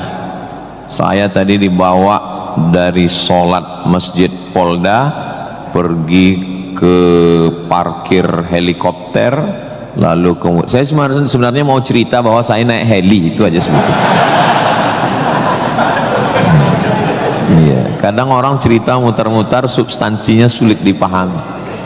Kenapa kita mesti naik heli. Ini kampusnya Ustadz, kalau lewat tol lebih kurang 40 menit dari kota Palembang. Kenapa kampusnya mesti jauh?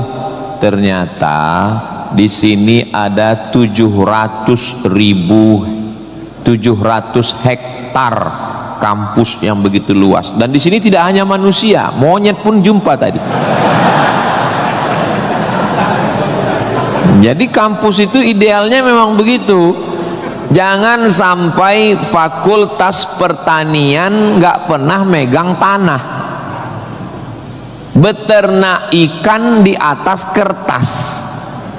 Fakultas peternakan, fakultas perikanan, tapi nggak pernah megang ikan, hanya presentasi makalah. Begitu lulus kerja jadi teller di bank, nggak nyambung.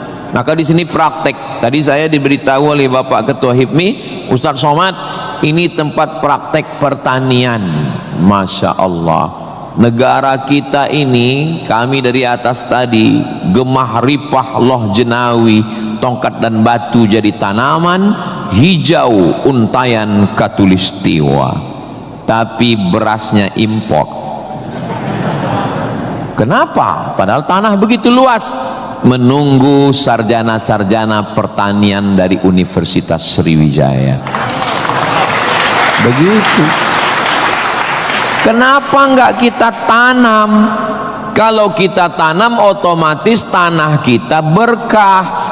Kalau sudah dia nanam padi, pasti dia malam berdoa sama Allah, tumbuhkan padiku, berkahkan rezekiku, turunkan hujannya. Kalau sudah ditanam, otomatis ekonomi bangkit, orang akan bekerja, otomatis padi tadi akan dibawa ke kilang padi untuk mengupas kulit padi jadi beras. Berasnya diperdagangkan, diniagakan di pasar-pasar hidup. Tapi tidak semua orang mau. Kenapa? Karena dengan import ada fee, ada uang masuk, ada kejahatan, membunuh petani, membunuh pedagang, akhirnya orang dininabobokan. Jadi solusinya apa? Solusinya semua mesti berangkat dari kampus. Kampus apa? Kampus Universitas Sriwijaya. Ustadz beberapa kali nih nyebut Universitas Sriwijaya, dia memang setiap 5 menit sekali disebut. Terus kalau orang belajar di Universitas Sriwijaya ini, Ustadz Somad dapat apa? Saya dapat amal jariah dari alumni-alumni yang membangun Indonesia menuju Indonesia Emas 2045 insyaallah. Universitas Sriwijaya bukan swasta, negeri. Orang berbondong-bondong nasional dari Sabang sampai Papua mau daftar ke sini. Yang sudah lulus alhamdulillah, yang belum lulus berusaha, bertawakal, berdoa, insya Allah. Enggak lulus innalillah. Sudah lulus, belajar, banggakan orang tua. Enggak usah dulu matanya jelalatan, lirik sana lirik sini, nembak cewek enggak diterima, cinta ditolak, kapak bertindak. Enggak usah, serius aja belajar. Saya jadi mahasiswa sama seperti adik-adik. Saya sampai di Kairo 5 September 1998. Belajar 99, 2000, 2001, 2002. 4 tahun saya di Mesir, tidak pernah pacaran sekalipun. Makanya saya ngomong sekarang ringan. Coba kalau saya dulu playboy cap gayung, susah saya ngomong. Jadi apa yang kita rasakan waktu kuliah dulu, ya kita ngomongnya cair aja. Adik-adik jangan pacaran, yang penting kualitas belajar, sibuk menyibukkan pikiran untuk belajar. Terus Ustadz dulu nggak pacaran itu gimana ceritanya? Mahasiswa Indonesia 2400, yang laki-laki 2100, yang perempuan 300. Saya termasuk yang tereliminasi. kalah dalam persaingan. Tapi kalau kita kalah dari satu sisi, jangan kalah dari sisi yang lain. Saya alhamdulillah untuk masalah pacaran mungkin saya kalah. Saya bukan petualang, saya kurang suka adventure. Tapi dalam masalah belajar saya serius. Di Al-Azhar tidak pakai sistem SKS, dia pakai sistem paket. 1 tahun ada 14 mata kuliah tambah 2 juz hafalan Quran dan dibagi 2 termen, 7 termen awal, 7 termen 2. 14 mata kuliah, kalau nggak lulus 3 ulang setahun. 3 mata kuliah itu hanya diulang dalam setahun, habis umur. Maka saya berusaha belajar pagi, petang, siang, malam, tetap tidur dan makan. Dan akhirnya saya selesai S1, masuk bulan September. Saya selesai S1 bulan Juli. Saya selesaikan S1 saya 3 tahun 10 bulan. Selesai 3 tahun 10 bulan. Belajarnya bahasa Arab, diktatnya bahasa Arab, dosennya orang Arab. Maka saya kalau ketemu sama mahasiswa saya tanya, semester berapa? 4 Pak Ustadz. Tapi mukanya kok tua kali. 14 Pak Ustadz. Kok bisa kamu sampai semester 14? Dosennya orang Indonesia, diktatnya bahasa Indonesia, referensinya Indonesia, campur Inggris dikit, makalah bisa campur AI. Kenapa kuliah bisa begitu lama? Apa kuncinya Ustadz, kenapa kuliah bisa cepat? Kuncinya simple aja. Saya kan belajar dulu dapat beasiswa dari Al-Azhar. Al-Azhar itu kalau tidak naik tingkat setahun, beasiswanya potong 50%. Kalau nggak naik 2 tahun putus. Kalau 3 tahun nggak naik DO. Kalau sudah DO tidak dikasih tiket pulang. Siap-siap membuat rakit dari Sungai Nil ke Sungai Siak. Jadi yang membuat saya serius belajar itu adalah karena takut nggak makan dan takut nggak dapat tiket pulang. Jadi saya juga terlalu muluk-muluk. Saya nggak berani juga menasihati adik-adik. Saya belajar serius karena takut kepada Allah. Dulu kita nggak begitu. Ya itu. Makanya kalau ada mahasiswa, Ustaz Somad, ya, tolong saya kasih tips biar supaya serius belajar dan nggak pacaran. Saya bilang, cewek itu mau sama kau karena kau berduit. Kalau kau nggak berduit, nggak ada cewek mau. Kalau ada juga cewek mau, kau nggak berduit, dia tetap mau. 2 kemungkinan. Pertama, memang kau bertuah. Yang kedua, cewek itu bodoh. Iya, kan bodoh itu. Udah jelas laki-laki nggak ada duit, mau juga dia. Pelet apa yang dia pakai? Dari semester 1 pacaran, semester 2 sampai KKN, bonceng sana bonceng sini, pergi sana pergi sini, pacaran 5 tahun, ditinggal pas lagi sayang-sayangnya. Mohon maaf, kalau ada mahasiswi yang mau pacaran sampai 5 tahun, itu sama seperti iklan roti, dibuka, dijilat, dicelupin, nggak dimakan-makan. Kira-kira yang rugi cewek apa cowok?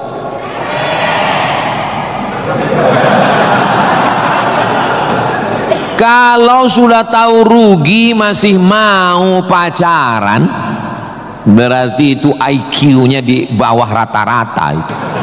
Itu pasti nggak lulus di Unsri itu. Di Universitas Sriwijaya ini orangnya cerdas secara intelektual dan cerdas secara spiritual dan cerdas secara emosional. Cinta, benci, marah, sayang, kecewa, bahagia, itu semuanya adalah emosional. Bahwa kamu jatuh cinta, kalau ada mahasiswa jatuh cinta sama mahasiswi, bersyukurlah, berarti kau nggak homo. Tapi ketika cintamu itu mengalahkan prestasi studi, ingat, orang tuamu bersusah-susah di kampung, kepala jadi kaki, kaki jadi kepala, dia bertani sawah di kampung. Pagi waktu dia mau pergi ke sawah masih bisa dibedakan mana bapakmu, mana sapi. Begitu pulang sore sama bentuknya. Tiba-tiba kamu di kampus menjadi foto model, menjadi, nggak usahlah diteruskan, menyakitkan hati. Kenapa ceramah Ustaz Somad ini kok menyinggung saya terus ya? Kunci mendengar ceramah Ustaz Somad itu satu, jangan tersinggung. Ada beberapa orang tersinggung, pulang meninggal.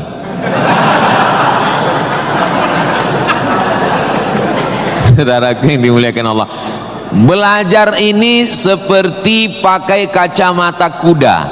Jadi waktu belajar dulu pakai kacamata kuda, jangan tengok kanan, jangan tengok kiri, fokus ke depan, tentukan arahmu, maka alam semesta akan membantu. Tentukan targetmu, mana last destination, stasiun terakhir yang mau ditarget mana. Setelah itu langkah kena kakimu, karena kau bertuhan, serahkan pada Allah. Bismillahi tawakkaltu ala Allah, la haula wala quwata illa billah. Ustadz dulu cita-citanya apa? Cita-cita saya selesai S1, habis itu saya S2, habis itu saya S3. Setelah saya doktor, saya mau jadi dosen, dan setelah nanti dapat duit, saya mau membahagiakan orang tua. Cita-cita saya nggak banyak, nggak ada cita-cita saya dulu diundang memberikan kuliah umum ke Universitas Sriwijaya, naik helikopter, nggak ada sama sekali, nggak terpikir di kepala saya, nggak ada terlintas. Cita-cita saya simple, singkat aja.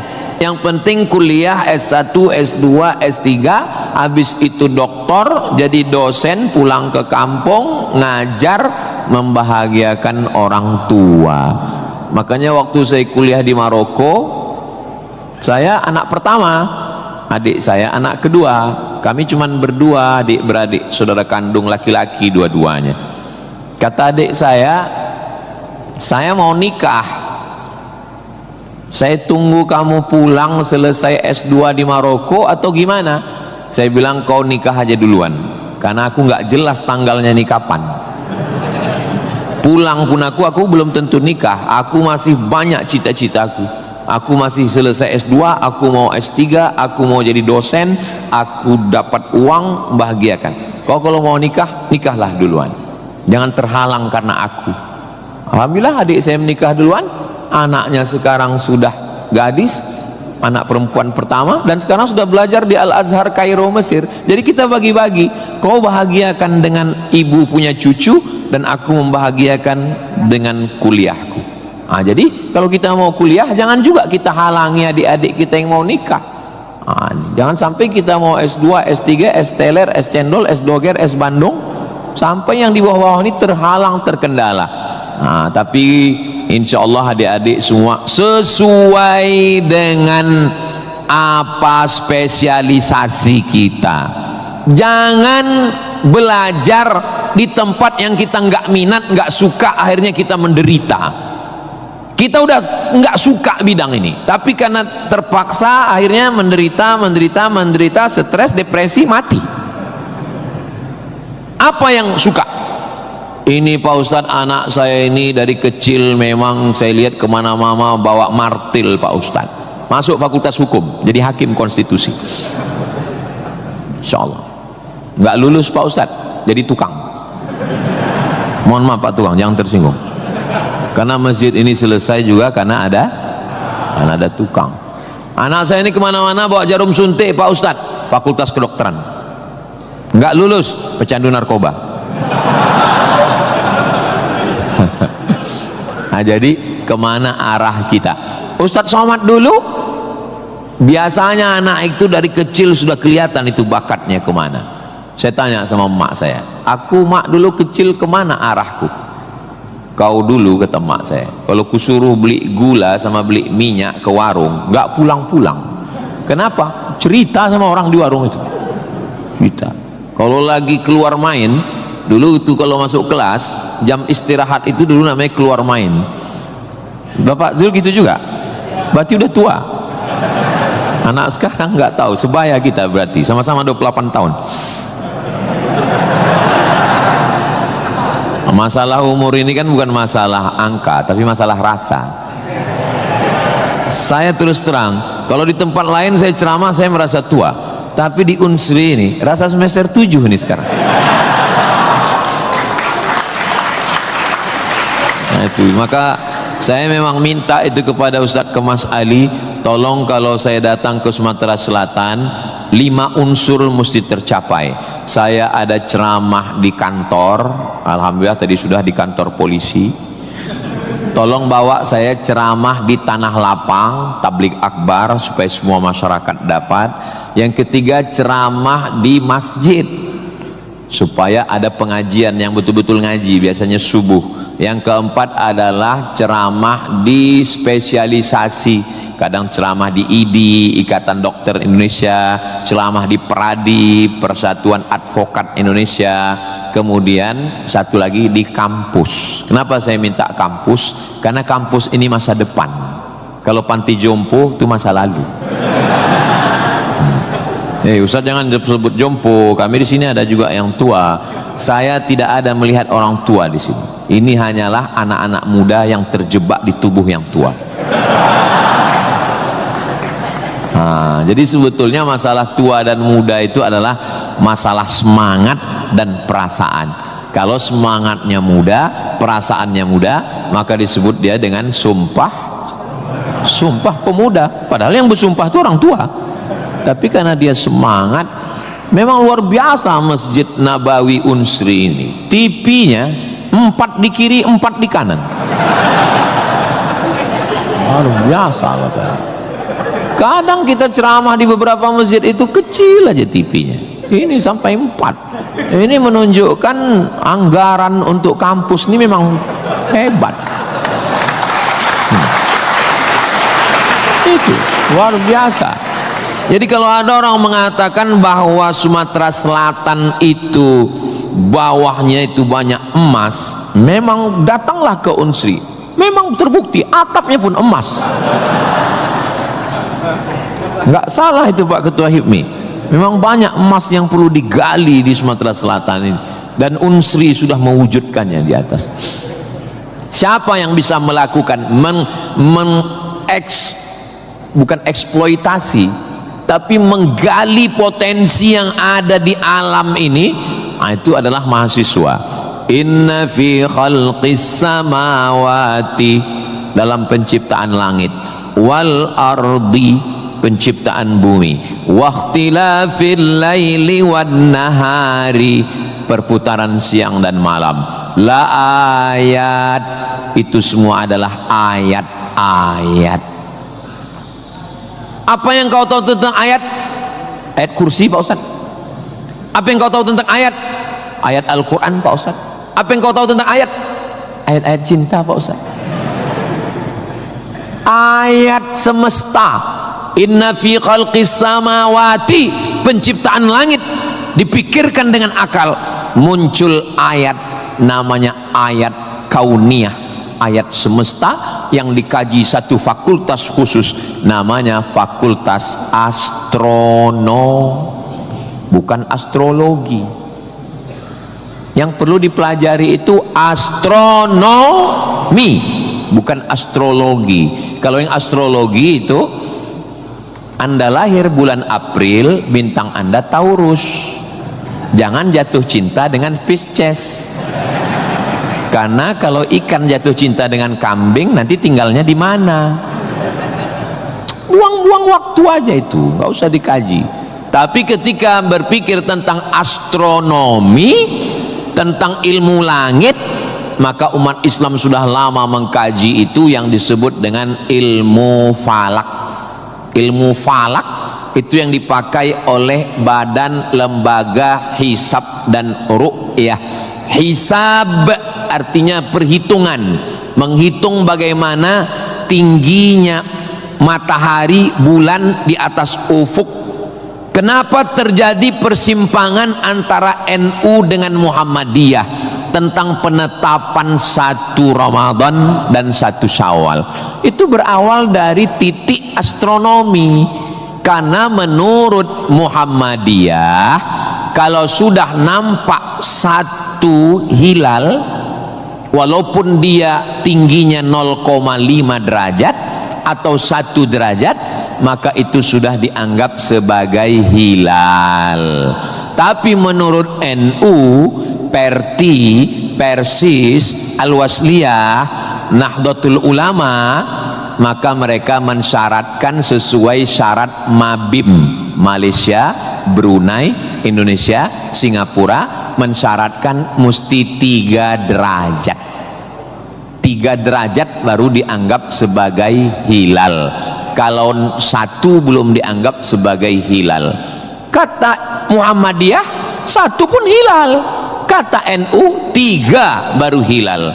Akhirnya datang wakil presiden Indonesia, namanya Bapak Yusuf Kala. Pak JK duduk dengan NU dan Muhammadiyah. Kata Pak JK, gimana kalau NU turunkan 1, Muhammadiyah naikkan 1? Karena beliau kan pengusaha, bisnismen, biar supaya ketemu titik temu. Ya nggak ketemu, karena ini metodologinya berbeda. Akhirnya karena nggak ketemu, itulah terjadi 2 perbedaan. Maka umat Islam di Indonesia, dia saling menjaga perasaan masing-masing. Akhirnya masing-masing mengamalkan yang 1 dengan 1 derajatnya, dengan 0,2-nya, yang 1, dan nanti akan terulang lagi pada tanggal 20, pada tanggal 19 hari Kamis 19 Maret itu nanti satu Indonesia akan mengeluarkan teropong untuk melihat astronomi, apakah nampak anak bulan atau tidak. Di Riau itu teropongnya dibeli dulu harganya 50 juta, sejak dibeli sampai sekarang nggak pernah nampak hilal. Ustaz kok tahu? Teman saya kebetulan salah satu yang bekerja di situ, dia pernah posting gambar di teropong. Saya tanya, apa yang nampak? Dibilangnya gaji 13 katanya.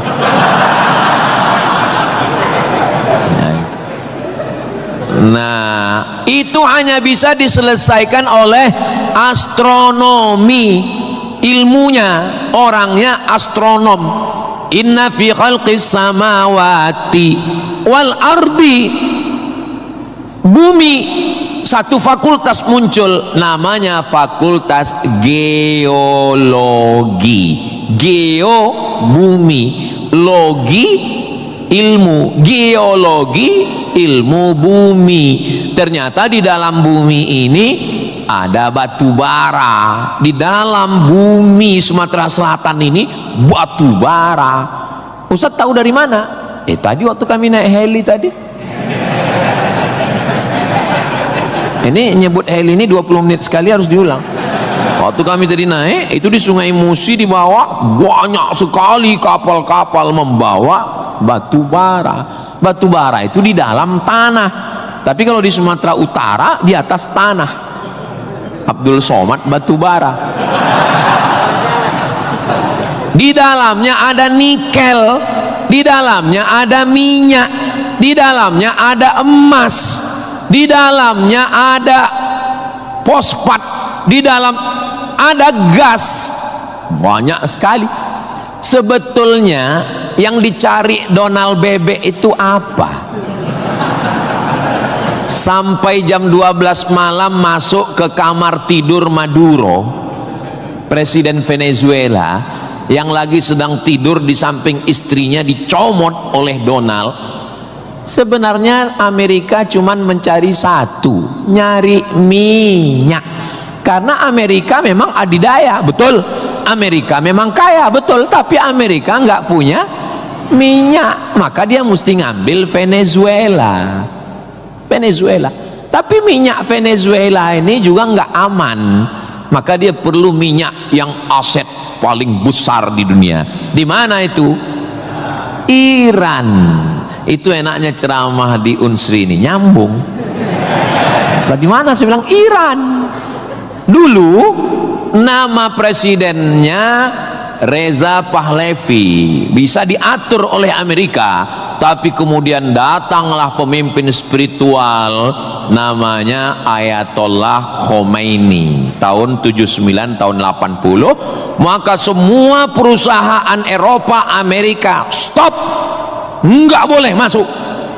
Akhirnya dia diembargo selama 46 tahun. Gimana cara dia bisa hidup 46 tahun? Jual minyaknya kemana? Amerika nggak mau beli minyaknya, Eropa juga nggak mau. Kenapa Iran tetap bisa tumbuh? Dia jualnya ke Rusia dan Cina. Ada ilmu khusus yang mengkaji ini. Ilmu apa namanya? Geopolitik. Geo dunia, politik. Jadi politiknya bukan antar pilkada kabupaten, tapi geopolitik dunia. Maka Ayatullah ini mesti digulingkan. Meninggal Ayatullah Ruhollah Khomeini, digantikan penerusnya namanya Ayatollah Ali Khamenei. Khamenei mesti dibunuh karena dialah pemimpin spiritual. Maka diserang, akhirnya meninggal. Mereka lupa, Amerika lupa. Dia sangka kalau kepalanya dipotong ini mati. Mereka lupa bahwa Iran pernah berperang 8 tahun dengan Irak. Siapa yang membiayai Irak waktu itu menghantam Iran? Amerika. Siapa yang disuruh menghabisi? Saddam Hussein. Saddam bantai. Sebetulnya itu latihan perang. Maka ketika dihajar, menurut Donald Trump 4 hari saja untuk menyelesaikan Iran. Begitu 4 hari tidak selesai, dia ngajak genjatan senjata. Lalu apa jawab Iran? Kau yang memulai, kami yang mengakhiri. Begitu jantannya. Kalau mau ambil minyak Venezuela, tumbangkan Maduro.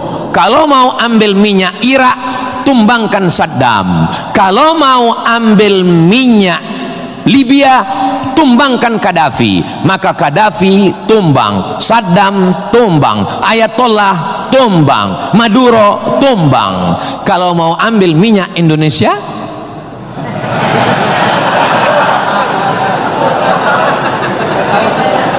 saudaraku yang dimuliakan Allah Subhanahu wa ta'ala, itulah hebatnya. Jadi adik-adik, saya ajak 2 SKS kuliah geopolitik. Kenapa untuk mengambil minyak Venezuela mesti ditumbangkan Maduro? Kenapa untuk mengambil minyak Baghdad Saddam mesti ditumbangkan? Kenapa untuk mengambil minyak Libya Gaddafi mesti ditumbangkan? Kenapa Indonesia nggak ada yang ganggu? Karena di Indonesia nggak tumbang